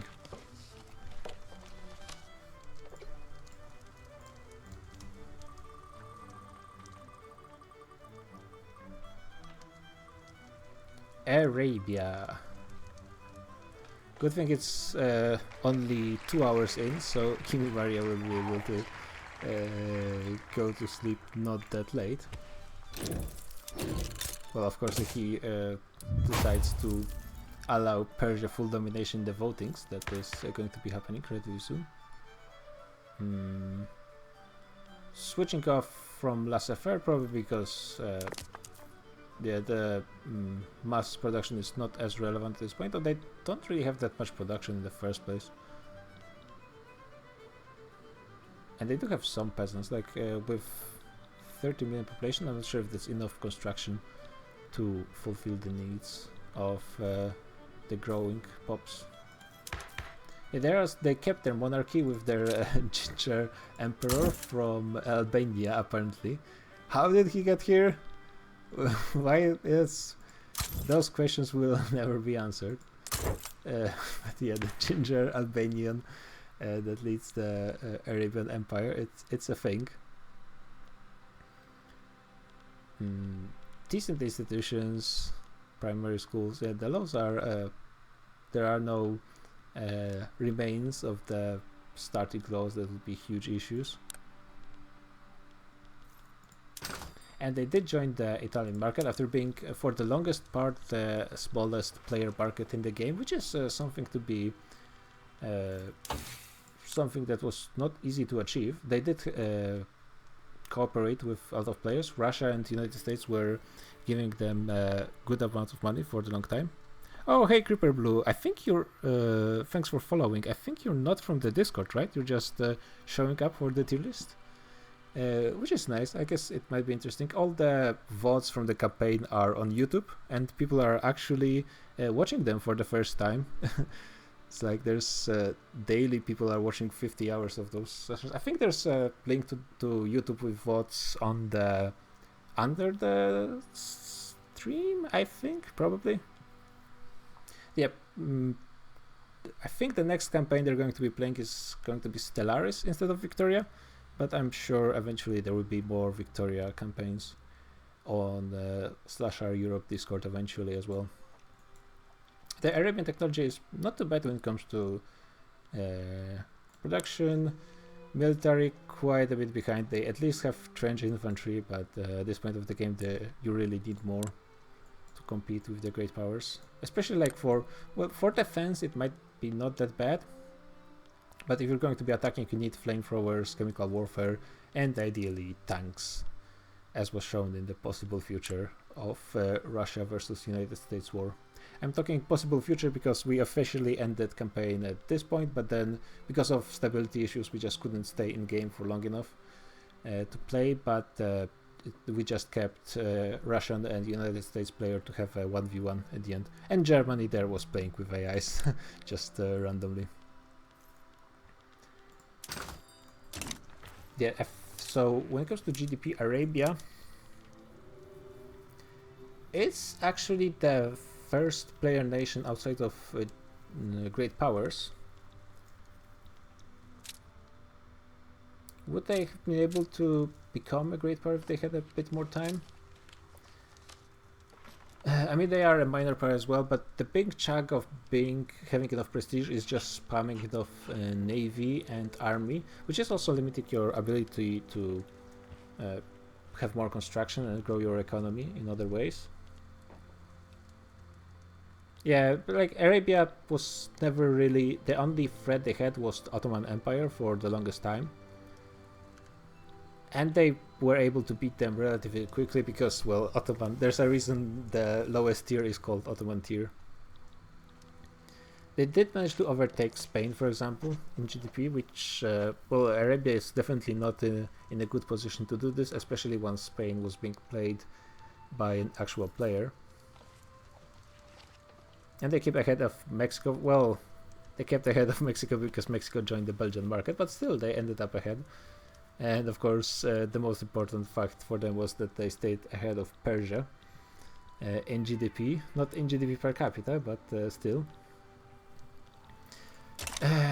So let's think in the overall campaign. Egypt started with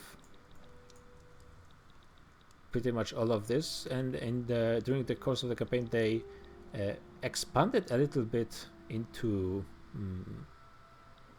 the Ottomans, also in Iraq, gained Crete, gained most of Arabia, well, the most important part.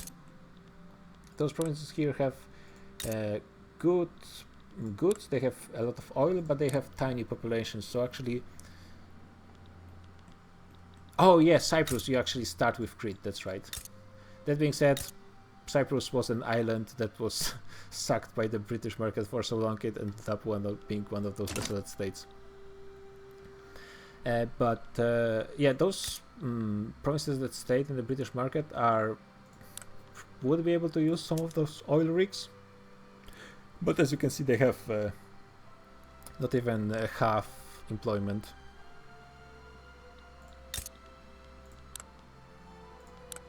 And this one, Trucial Coast, which starts British, I think, in the game, has 1 million oil rigs, but is even lower population.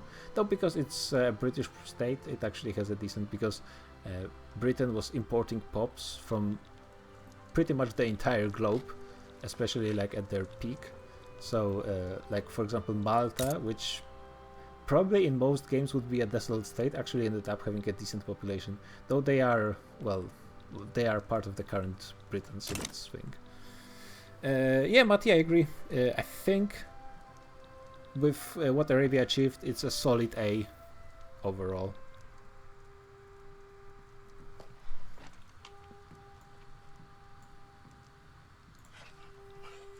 Yeah, kept all of what they start and actually expanded in pretty much all direction, even in a little bit into Ethiopia, even though I wish very badly they had a different border than what they have currently, because oh my god, just look at this. This is just horrible. Why did they even make this possible? Like, this is my question. Never mind. Yeah, Arabia pretty good, and pretty nice that they ended up being in the same market as Italy, Spain, being like the free up-and-comers in one market. It's pretty nice. And it happened like, I think in the second to last session. That was a nice development for this long route for Arabia. Yeah, Arabia for brave little toaster. Let's go. And Russia. This is Russia and India are probably going to be the two long nations to talk about left. So we're actually approaching the end of the tier list for quite a while as well. Yeah, because they are in. I'm not sure why the trade routes to American markets are, of course, not working because they are currently at war with the United States. But I'm not sure why the trade routes to French market are not working. The British probably because they're having a civil war. That is a little strange. They are making a ton of money currently. Persia for brave little toaster, and things are already getting spicy. Let me fix this a little bit like this. Can you guys see everything?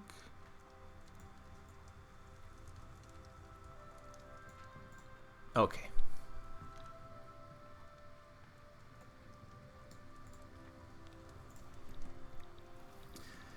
So if you look at the European borders, there's not much change from the start of the game. They annexed Finland. They gained a tiny bit, well, half of Moldavia, which actually is a pretty decent state. They have decent population and some oil as well, which is always nice, though Russia doesn't really need much more oil. They gave up their half of Dobruja, which is honestly like for the best, because actually Dobruja managed to recover some of their population. They had quite a bit less, and Montenegro as well. Those two states, I was working really hard to have them at least able to operate ports, and it looks like at the end it was giving some results. But as like over the turn of the what's like 40 years since the partition of Ottoman Empire. Oh right, the AIs are embargoing, of course. Yeah, AIs really like to embargo nations. We probably should have played a bit more with embargoes between players as well. But there's like things were really, either we were friends or we were fighting a war. There was no in between. There wasn't really like cold relations that. Do embargoes cost? Yeah, embargoes do cost diplomatic points, which is like. I guess if you're embargoing someone, you might as well rival them, which should pay for itself at least. And yeah, that is some management you have to do. That being said, in Central Asia, Russia conquered all of this. Persia didn't get anything. Afghanistan for the longest time was untaken by anyone, but ended up going to Russia, which is like Afghanistan is shockingly good two states to take. They have really good population, and they are just 2% of Russian GDP, despite being not even like for 9 years part of the nation, which considering they have 1 billion GDP, over 1 billion significantly, that's not nothing. They also got a significant chunk of China, including this very ugly state. I don't understand why Paradox would create something like this, especially considering that what Japan historically takes into their Manchukuo puppet state is this, and parts of this, but they cannot. Like, what? It was created in like what, the first decade of 20th century, the first Japanese-Chinese war. Yeah, this state confuses me. Why is it like this? But anyways, Russia got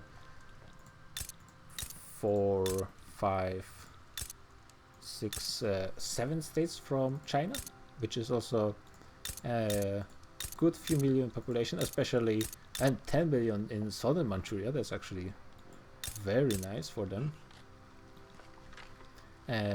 Still not as significant, considering their population is actually approaching the population of India. Well, still 100 million behind, but almost twice over the population of United States. Their GDP per capita is also not too bad, being just behind Germany, which is in the top 10. Of course, their technology is well, actually they had one tech left at this moment in safe, mostly because there was literally no one researching those technologies, so there was no spread going on to other nations.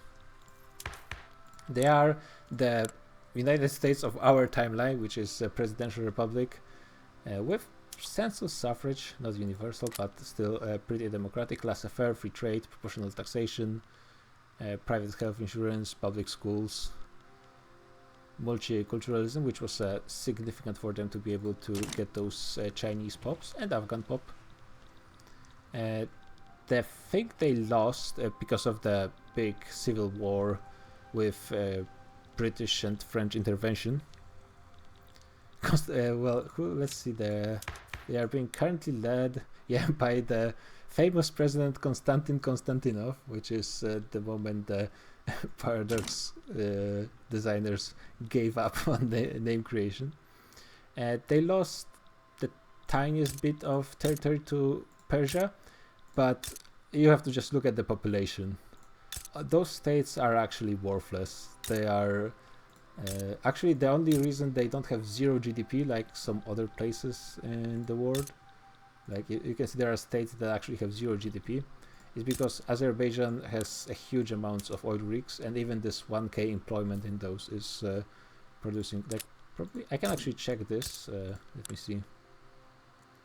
Yeah, half of the GDP in Azerbaijan is produced by oil, and the other half by transportation, which is probably used by oil.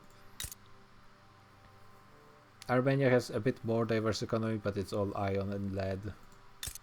And cars was managed to rebound a little bit, because I think it starts split between Russia and the Ottomans. But yeah, those states are actually worthless, so Russia losing them is really not significant in any way. Other than, I guess, the prestige, of course, which is not an insignificant point to make.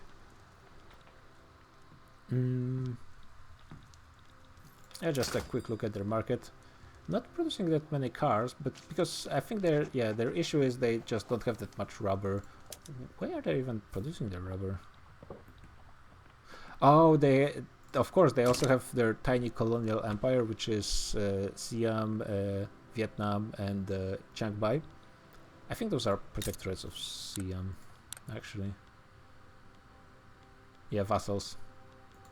So they do have, other than their obvious Asian possessions, they also have an Indo-Chinese pretty significant colony. Like this is not insignificant amount of population. GDP, of course, is fairly small, but if they manage to integrate those, it's another 10 million, which is a big step towards equaling India in population. And also it is denying the population to, of course, India, who maybe not need the population, but there's good amounts of raw resources they could, well, I think there should be. Yeah, there are some decent industrial estates in this area. And India would take anything they could get. This is pretty decent coal and a lot of rubber in all of those provinces. So this is also not an insignificant part. Yeah, at the end of the campaign, people were running into the issues of infamy because the maximum infamy from one state is 33, I think, and it already scales up to it at like 2 million population.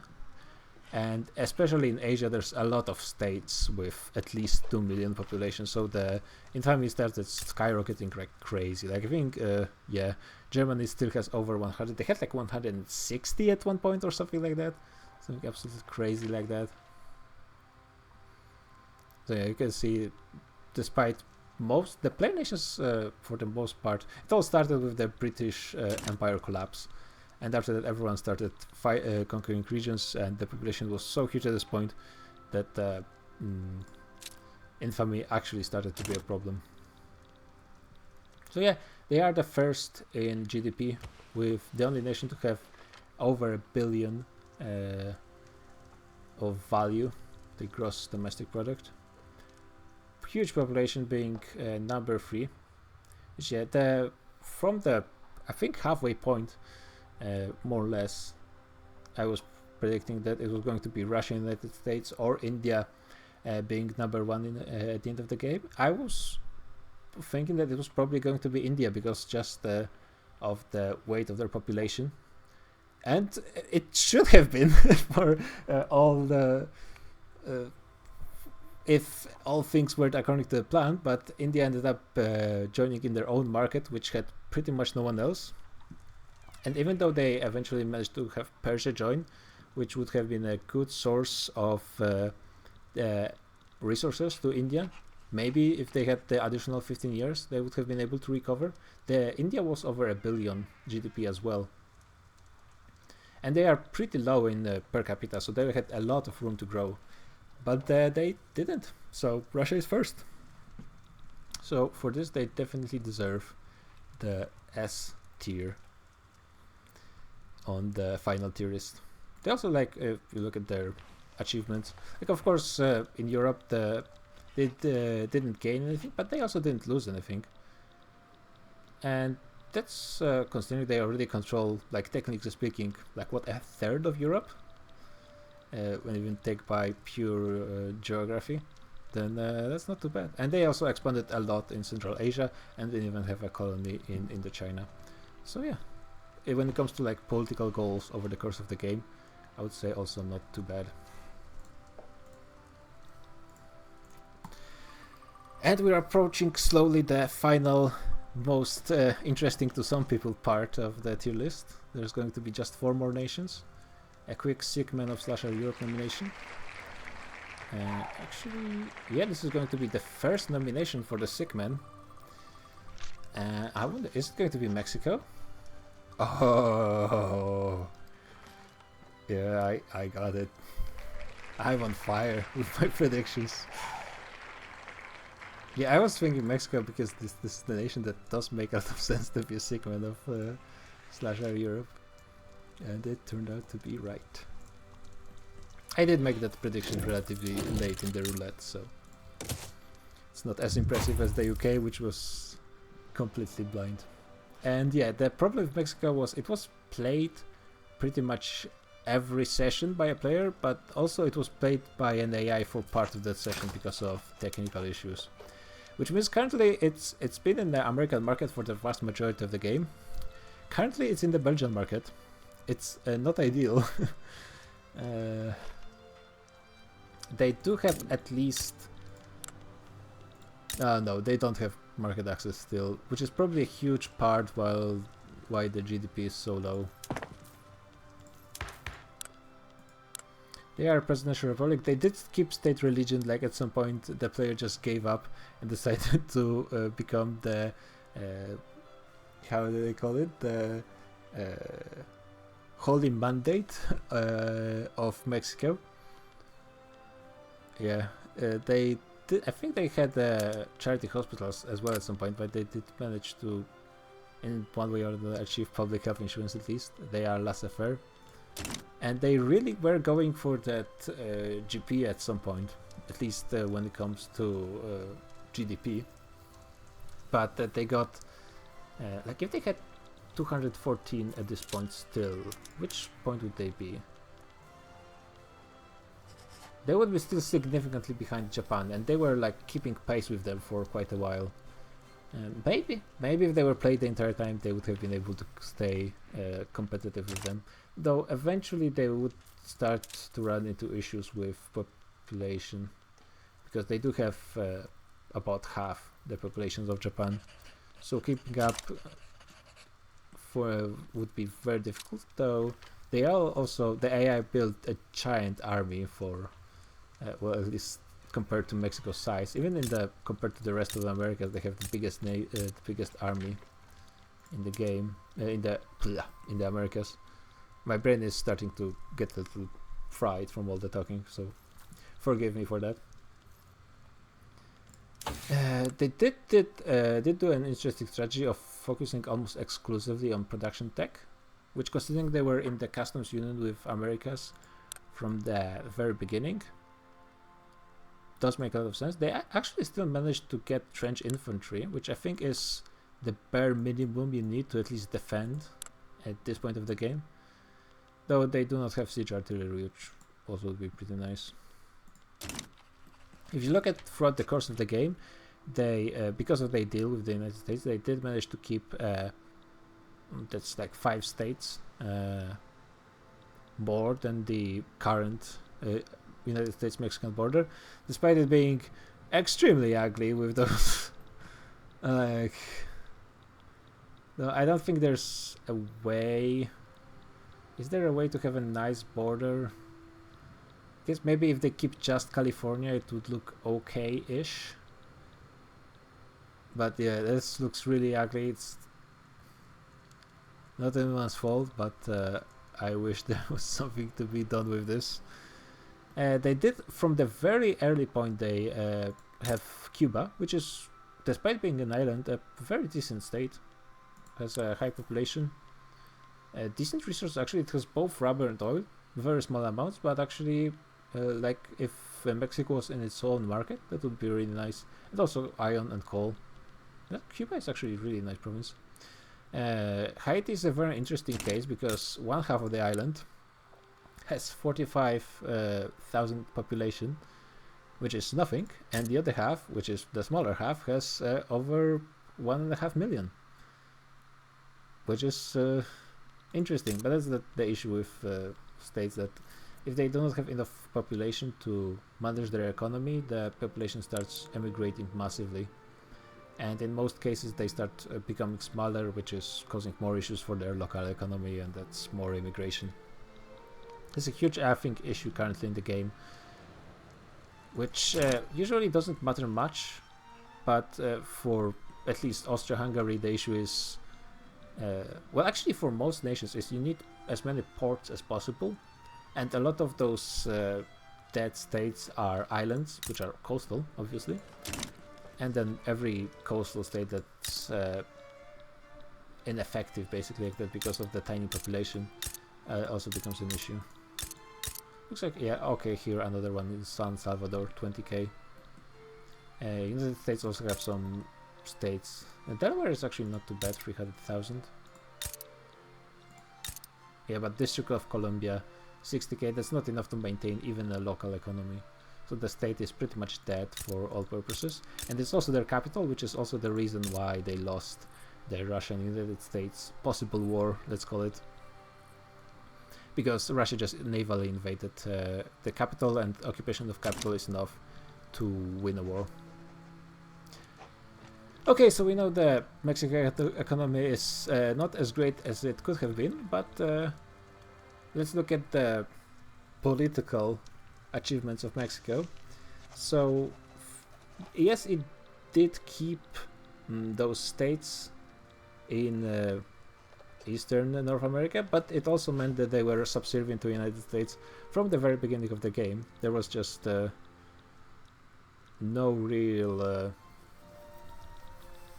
opposition from them to anything the United States did. But compared to Brazil, they did on their own expand into Caribbean islands quite a bit. They were quite active in their conquest over here. They did expand into Southern America, into Hawaiian Islands, which is interestingly a decent state somehow, even at this point of the game. I think they have some islands. No, it's just Tahiti is part of the... It's actually in the middle of Brazil. And the Mexican AI also invaded Netherlands and made them their puppet for some reason, which was strange, but it was an AI, not even a player decision. So they've been definitely more active than Brazil, which I think puts them into a solid B position, considering all the AI issues. They have been fairly active, and they had a good shot with their economy, but they just couldn't stay in the game long enough to actually see how it could end up. But solid game from Mexico. India, final big nation, the biggest nation by population out of the players, at least. Let's look at India. So India is interesting in that they pretty much did not expand. Well, I guess the only part that you could consider expansion is Balochistan, because if you include Punjab, what's the Sikh Empire? That's how it's called at the beginning of the game. But this is all pretty much parts of modern India. If of course you include Pakistan and Bangladesh. I also kept a Portuguese city here on the coast, because it was never really relevant for them. But yeah, the Indian economy collapsed like twice during the final decade or so, with them first leaving the British market to join the American one, which caused huge issue for everyone in that market because of the amount of the population. And then India didn't keep the relations with United States, which kicked them out of the market into their own, which again, just like they had 200, they at their top they had over $1 billion GDP already, like a decade or so ago. And after all of those market switches, they had like 200 million for a few months. So it really was a collapse, and they were recovering quite quickly, though they never really got enough time to overtake United States or Russia. The issue for India was those states are so dense with population, they just do not have resources, even basic stuff like iron and coal, to maintain their production. Yeah, someone has to be last, unfortunately. I'm not sure if it's Persia. I think like United States often is in the end. Arabia was at the end often as well, I think. Maybe the last few tier lists it's been Persia. I'm not sure exactly. But yeah, Persia joining the Indian market was solving one of their issues, which was oil. Oil is still very expensive, but still plus 40% for oil. That's not too bad, honestly. And India is actually producing not too bad amounts themselves, 5,000. That's, I mean, putting them in top 10. But Persia is up there with United States and Austria-Hungary in the production of oil, which was a huge boost to them. And I was thinking that if they had this 15 years till the end date, and they actually managed to exploit them, they would probably expand into Burma, into South Africa, and just to get those basic resources. I think they had the time, and I think there was a kind of vacuum by both Portugal and Britain pretty much collapsing at the end of the campaign. But they actually never went for it. Like, even if there would be anyone who could contest with Russia on land, it would probably be India, just because of their numbers. though they are fair amount behind in tech in military, so it would be difficult. But then again, they could support, for example, United States in their current war, and then Russia would be certainly in a tough position to win. India is a bit behind, so they they should have, or they could have invested more in universities. Should they have? It's a different question, but definitely it was a possibility. How relevant it was in the end, it's a different question. I think as long as they were in someone's market, they were in a super good position, but yeah, they just on their own, they just cannot support their own economy, and they never really invested like their influence into they didn't really need to be part of like the British or the American market. They could have been in their own market, but they needed Persia, Arabia, maybe even something from Eastern Asia to be part of their market, so they could get resources from those places. Like for example, if Ottoman Empire was still a thing, then Ottoman Empire joining the Indian market would be very good, like possible solution for everyone involved, and even the connection would be really good, so it wouldn't be too expensive when it comes to convoys.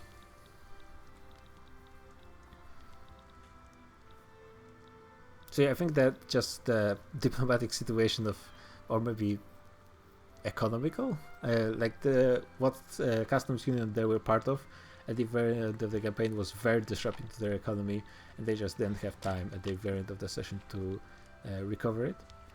And other than that, I think they did manage to unite the Indian subcontinent, and they are independent, though they probably wouldn't want to be independent. But I think that's the bare minimum you would expect from India, especially if it's played by an actual player. They actually went for some kind of inward perfectionism strategy, which was working only in that it's like the other players did the expansion for them. Great Britain was very aggressive this campaign, especially at the beginning, which was for in some way also fueling like the Ottoman Empire, Persia joining the British market was in a way also supporting Indian expansion of their production, because that gave them a huge market where they could sell their products. Which means that India was always a factor, but they were never like in control of the political situation. They were always following someone and just passively putting their weight behind them. Which means I guess they go into B. If they had the over billion economy at the end, it would have been much different. But well, by pure chance, we ended in point where they were third in GDP, which, considering their population, is not a great result. By pure chance, but that's how it goes sometimes.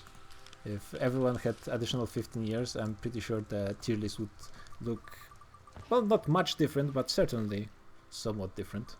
Persia is actually going to be the last nation on this tier list, which is going to be the last nation I'm going to be talking about in this campaign, so that's something. I'm not sure to be happy about, but it's something. Netherlands was played, I think, just for one session, maybe two, and from the very beginning they fought in the war, the idiot war for Luxembourg, where it was basically the First World War that happened almost instantly in the first session. Persia, is Persia the most impressive part, Floyd, on this map? Certainly not too bad, but yeah, that's Arabia. The Netherlands were the sick man of Western Europe pretty much from the beginning. Yeah, saying who's a better, Arabia or Persia, is a very touchy subject in this campaign. Just letting you know. I'm just curious. Netherlands have been played by AI. They've been pretty much always joining someone's market. And I'm just curious how they're doing. They have national supremacy. They lost their colonial empire very early in the game, like session 3 or something like that. For some time it was like the East Indies were a subject of Germany, which I'm not even sure how happened. Basically, Arabia and Persia have been in this rivalry the entire campaign, despite never being at war with one another, and to be honest, like more cooperating. For example, on their war against the Ottoman Empire than anything. But yeah, the guys in the chat will clue you in, because Chips Leonet was the Persia player and Kimimaro was Arabia player, so they know all about what happened.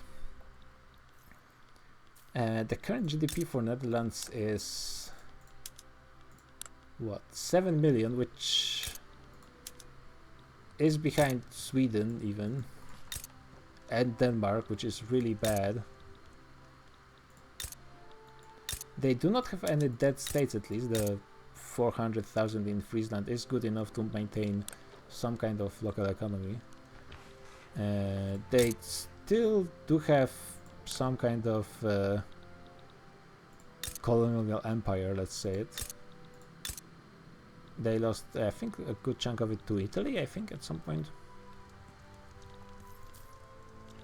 And they're the only, well, except the British islands here and there, they're the only European who has some land left in Americas. Everything else was kicked out by United States.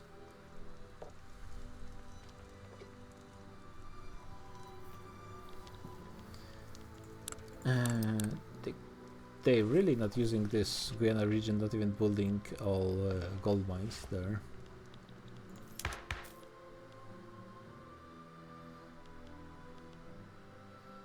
Yeah, they have what?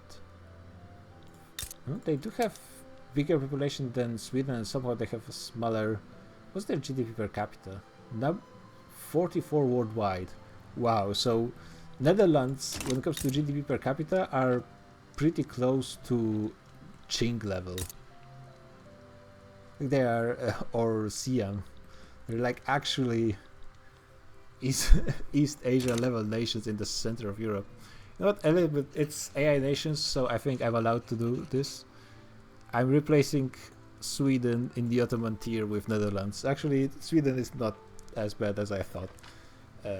Both are AI nations, so I think it's fair. Yeah, that's to keep the tier list a bit more balanced.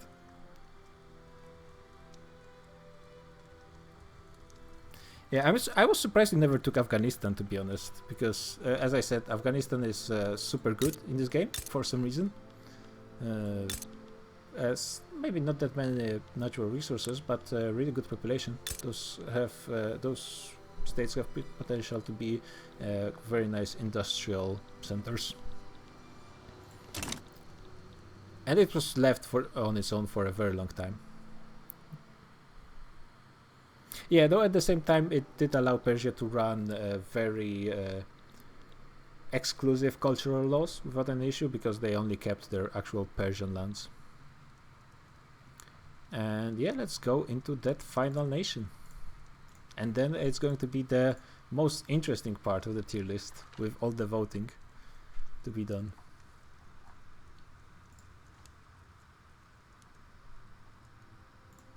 And surprise, surprise, it is Persia.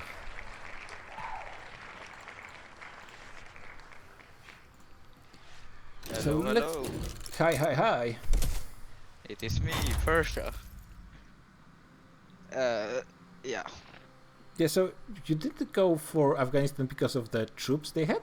That's... Yeah, I mean, I had professional army while they had peasant conscripts, so yes, there are more troops. Yeah, they may have been a bit shit, but didn't realize. Yeah, I'm surprised, because you did fight Ottomans like a few times. Yeah, I just never cared to, honestly. Yeah, that's also fair. Plus, considering it was Shia, they were Sunni, they were all going to be discriminated. Yeah, so that's the issue. Did you ever? Yeah, you actually kept state religion throughout the entire campaign. The clergy got so powerful, I really couldn't oust them without Yeah, you actually revolution kept would local be, I police feel like. force, religious schools. No, wait, do you start with religious schools? I actually am not sure, but I don't think so. I played Persia a few times in Maybe. single player, and I don't think you Oh, start. see, you don't join for your nation, but you come here to shit talk me, eh?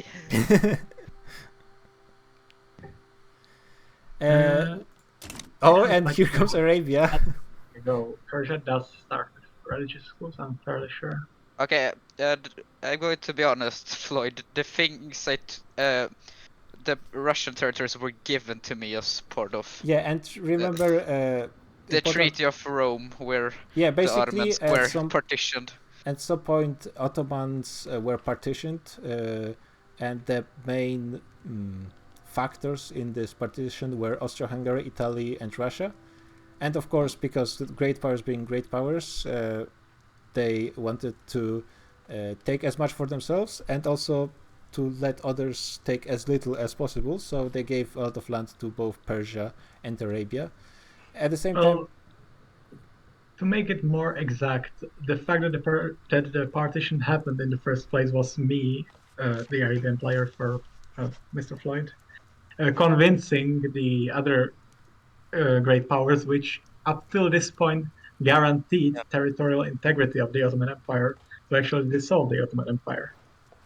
yeah, I was Austria-Hungary, and Yeah. I wasn't even part of the negotiations. But No, we just you are free to take this land. yeah, but I did receive huge chunk of Balkans somehow, so Yeah. that was nice. Yeah, the But Russians gave up their land. Russians gave up the land because of the intervention against them from France and I Great was Britain. Like part. at the Yeah. third session of the campaign, very early on. But at the same time, those states have really low population. I'm not sure how, but Russia sucked up those pops to other places. Yeah. Don't ask Russia what happened with the Azerbaijani people. They Yeah. really couldn't tell you. Yeah, it's all empty. It's actually situation has been improving for Azerbaijan because there's a huge amount of oil rigs in the area. So they're actually well, currently they're losing population still somehow, but they should be gaining it some slowly. Yeah, it's not even the worst of states, like especially the islands in Greece, for example. Like, wow, those some regions are just suffering. But let's focus on Persia for a second and actually finish this tier list so we can get into the votings. Yeah, the laws are still work in progress, despite being. Well, as I said, I modeled this run on the of modern day Saudi Arabia, so. That is true. Historic. Persia had a pretty unique model of economy that they actually focused not only on agricultural production, they focused almost exclusively on opium. First drug dealer, then petrol state. Yeah, they are producing more than 10 times more. No, wait, it's India. Wait, no, your production of opium is really small. It's India that's producing probably like more than could half. Have something to do with me So joining. Arabia once again beats Persia. That's true. That's true. Arabia does have more opium production than Persia. Could have something to do with me joining the Indian market where there is way too much opium and not really a place to ship it off to. That's true, and also Persia did switch from being a pretty sure I drug still state. Produce. Okay, so should I talk about oil, literacy, GDP per capita, standard of living, all things I beat you in might? But lower total GDP. Yeah, I have a third of your population. Like that is interesting. I would have to dominate you to actually beat you in GDP. I think that's probably the reason that Persia has such a lower population than Arabia, and pretty low population in general, is probably because your literacy was one of the highest in the early game because of the edicts, and this actually ended up probably hurting you more in the long run than benefiting you with technology because the population growth was hurt much more than technology spread was boosted. The gap is also large because I conquered Ethiopia, which are two very, very populous provinces. Now looking back, I think it might have caused me more troubles than. Yeah, your people really didn't want to be a part of your empire. They were The thing constantly is, trying to secede. unless I would pass multiculturalism, which was not really possible with whatever educators were available, I would never get to tolerate the Ethiopian Yeah, people. though I'm There is actually nothing common wondering between. That sounds like a skill issue. how much of a issue is discrimination. I should like play Big it issue. with war in single player, but Big issue. yeah, well, that because Arabia was not really like industrial powerhouse, so your quality of standard of living was not as high as in some other nations. So I'm So wondering if you what had happened like with There is about a third of Arabian population which is discriminated. what happened with that your is true. oil That is a production? lot. Why did you never become a major oil producer? You had a lot of oil land. Arabia is producing 14k oil, which is not as much as Persia, of course, but that's actually not too bad. It's definitely enough to support the Italian market. It's half of what I produce. I think if I perhaps loosened the migration law, which I had, to no migration controls, perhaps there would be some internal migration of the Ethiopians to the other provinces which had jobs available, but we can run, I guess, no.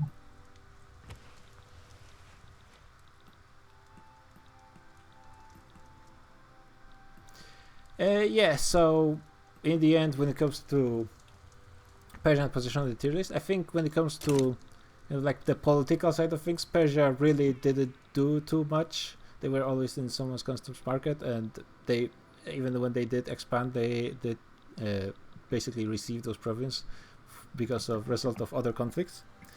But that being said, Persia is playing a rather different game than most other nations. They were pretty much focused internally, somewhat like India, to be honest. But they were also in a much worse position in pretty much every possible category except maybe available resources, at least per capita, than India. India probably has more of various stuff. It's just they have much higher population that they cannot even use those. Though Persia, even when it comes to basic industrial like iron on coal, they have really good amounts of those in their provinces as well. And this was even after Paradox reduced those at some point. Just they start with nothing basically, which is the issue when it comes to, they have like zero construction at the beginning of the game, very bad technology, very bad laws as well. 38 productivity on those coal mines, not even green. That's how much those fucking productivity I have on those when I joined the Indian market. Persia has militia military, which is pretty good for them actually, because that allows them to have a okay-ish military against AIs without really investing in it. So on the other hand, we should remind people that it took them the longest to defeat the Ottomans, which by the time were cut by every other party of the Treaty of Rome. They had a last war, and it took them a very, very long time to break through. I think it's fair to put Persia into the B tier on the tier list. With which we are finishing the tier list part of the stream and moving into the second part, which is going to be the... Wait, can I make a quick nomination? Yeah, you can. It's so right now it's going to be 3 questions about the best like meme, best war, and best economy model during the campaign. And this is just going to be voting without nulls, so it's like just for the end of the campaign. And then after that it's going to be the free votes for the awards, and until the until the votes actually start for the awards, you can nominate people.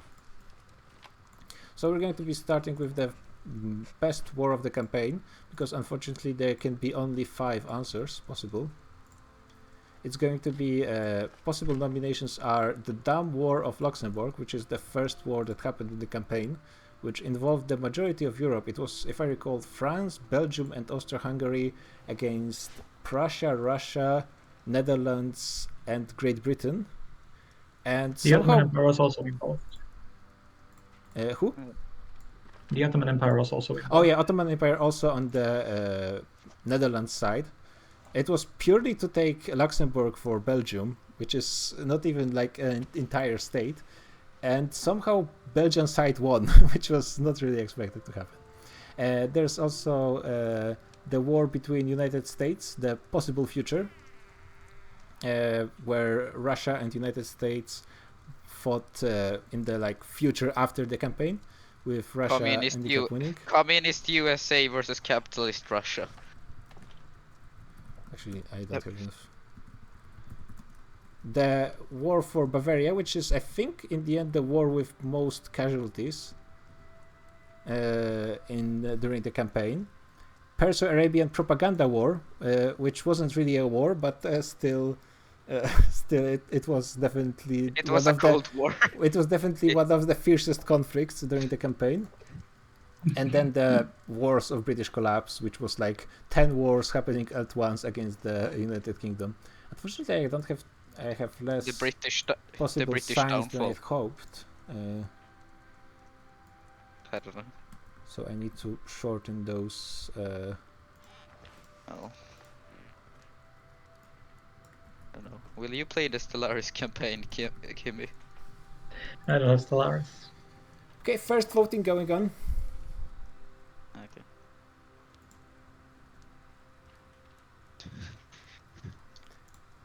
After the wars, there's going to be voting for the best economy model during the campaign. And the possible models are going to be Persian drug state model, the American dream of state codependence, which didn't work in the end because Mexico decided that the Belgian market was the superior one. But it worked pretty well until that moment. Then it's going to be colonialism with Portuguese characteristics, which was a pretty unique way of playing for Portugal. Italian market of friendship, which is Italia had the most wholesome campaign, I think, from this entire game, with people voluntarily joining their market, and ended up being a pretty solid market by the end of the game. And then Indian inward perfectionism, which was also an ideology they shared with Persia, I guess, in the end. So, of course, as you'd expect, it's the Perso-Arabian war of propaganda ending up winning. I'm not sure where I'm going to be putting those answers currently. Maybe I'll just screenshot them and put them over here, and then I think where I will put them. Let's go to the second vote. I have pre-written all of this stuff before, so it's going to be pretty easy for me to copy and paste.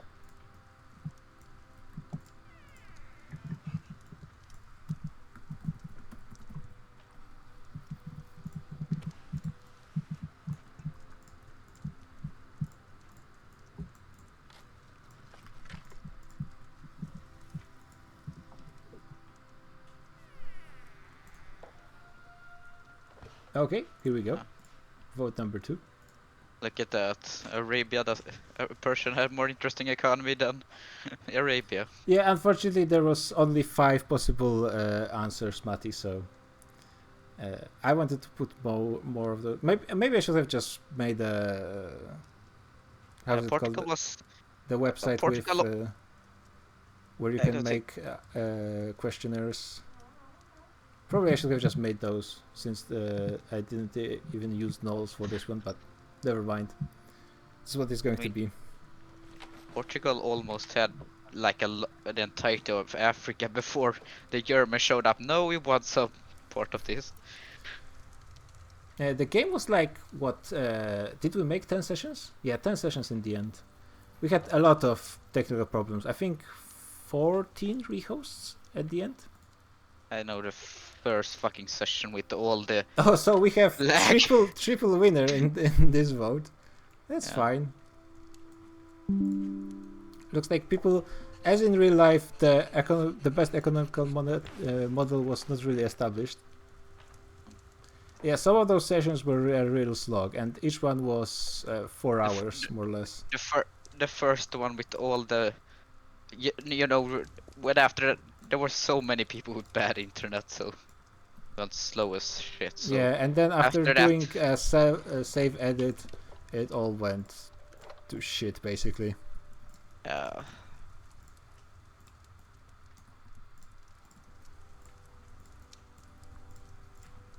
Okay, now it's going to be the best meme of the campaign. It was pretty tough to choose just 5, but it's going to be Belgium, Heavenly Mandate of Mexico, Atheist States of America, Flag of Bulungan, which, in case anyone needs a reminder, this is what it looks like. The biggest laugh I had this campaign when I first saw it. And the final one is going to be the mental state of Ottoman players. You didn't have the atheist Catholic Spanish people. Yeah, it would be, I think, too hard to describe it to people. They don't believe in Spain is a God. thing of beauty. They don't believe in God. They believe in the Pope. Yeah. As I say, Clara fascist Spain is a thing of beauty. Atheist Clara fascist. Oh yeah. Yeah, they're just critical. But they don't actually have religion. They just have a church. Yeah. Yeah. Doing Henry VIII with Anglicanism, but even further. Looks like this time it's going to be a clear winner for the meme, which I think is fair enough. Metal state, basically. Yeah. Not What is the entirely unexpected. Let's see the press releases where the Ottomans, but yeah, like, oh, we're going to be. We demand respect. Yeah, the Ottoman Empire demands the respect it is deserved after session. Never mind, this nation is a fucking train wreck. You know, Never mind, it's got the fucking Saxon help. Well, I didn't know how bad Ottomans really were, but I did know they were pretty bad. And I was pretty sure, damn, that I'm not sure who was playing Ottomans at the beginning, but I was thinking like, damn, that guy is really pushing, like, you know, I was thinking like he's pretty much bluffing into gaining the Egypt, but I guess it turns out he also didn't really know what he was doing. And that first is going to be the Sick Man of Sasha Europe Award.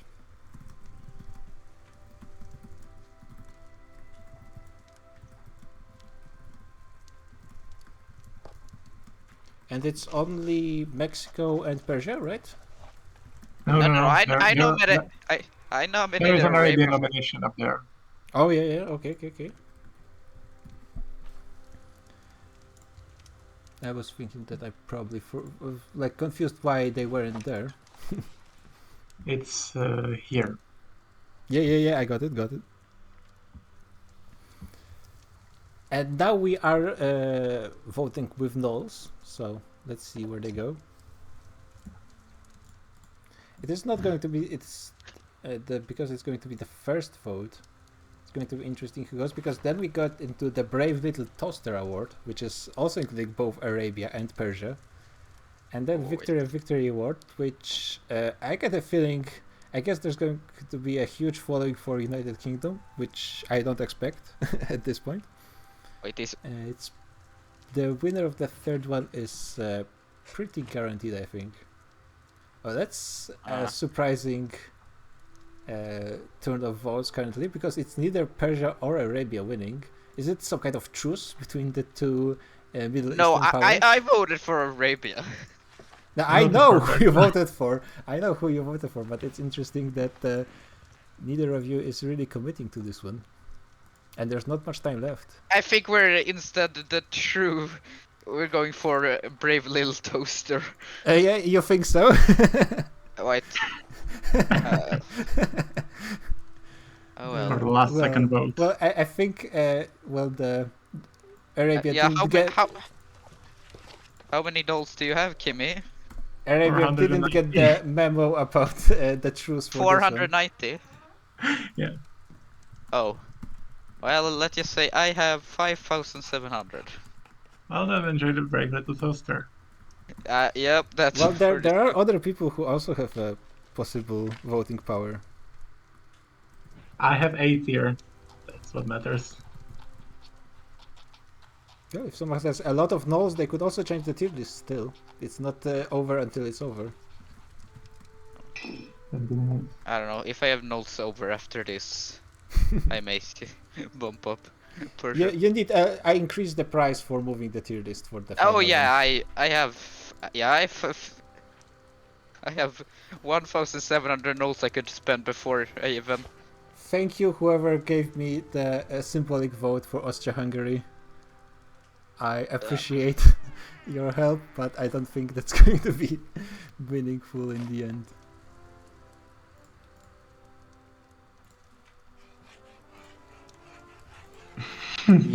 Yep. Lovely. So far, 7, 8, 9, 10. Yeah, I know about last session, but just suddenly spamming vote. I've done that. You got to secure your win. It's not enough to just be one vote ahead, because in the last second, no. things can This change is- very rapidly. And it This is is going well- to be Persia receiving the Brave Little Toaster Award. I think it's a good award, and But, not. Well, it's a bit confusing them receiving also the Sickman of /R Europe award, but it's not mutually exclusive. And Persia is going with the tier list. Yep.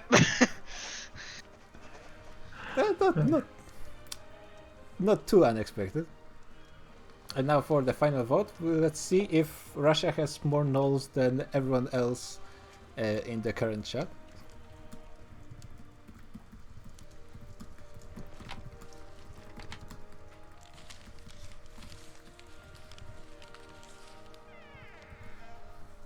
And the final vote of this campaign for the Victoria winner of the campaign.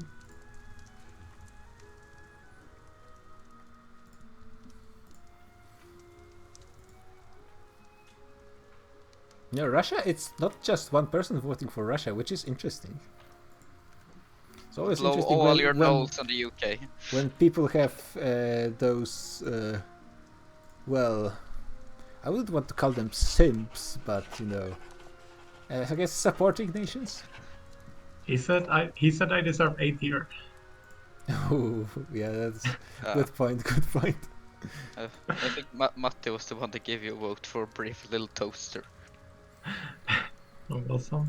Well, he also gave me the Suez Canal, so Yeah, Russia helped Arabia a lot during this campaign. I think they also funded you for quite a bit of time, right? yeah, and there's more people doing that. No way. Oh, just barely Uh-oh. by one I gave vote. I gave him 2 more votes. But by one vote, Russia is receiving the Victory Award. It was Oh, much well. closer than expected. I don't know. But yeah, thank you guys. So this was the final tier list for this first I don't know, will you- official I don't know what you Victoria free campaign on /R Europe Discord. The next 4X campaign is probably going to be Stellaris. I think it's going to be starting in a few weeks. I think, guys, right? Maybe you guys know something more about it. I'm not sure if I would like. Well, I could play Stellaris, but I'm not sure if I want to. I haven't played Stellaris in a really long time. And next week is actually also Europa Universalis on Unbanner mode campaign starting. So in case someone is from Twitch and is interested in playing some Paradox game online, you can go. There's a link. I think if you click on the European flag below the stream, you should receive an invite, and if not, you can just ask in chat and someone will give you an invite. You need to get to the bot to give you roles for either Europa Universalis or 4X games, which is every other game than Europa Universalis.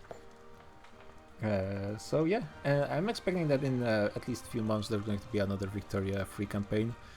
And I will probably be streaming some single player Victoria free because there's some things I'm interested to find out how they work in single player. And yeah, I got a bit into habit more into streaming, so I might be doing that. We'll see how it goes. But yeah, for the time being, it's GG, guys. And Well, GG. yeah, Was a fun GG. campaign. yeah, very nice. Fun campaign as well. See you next time.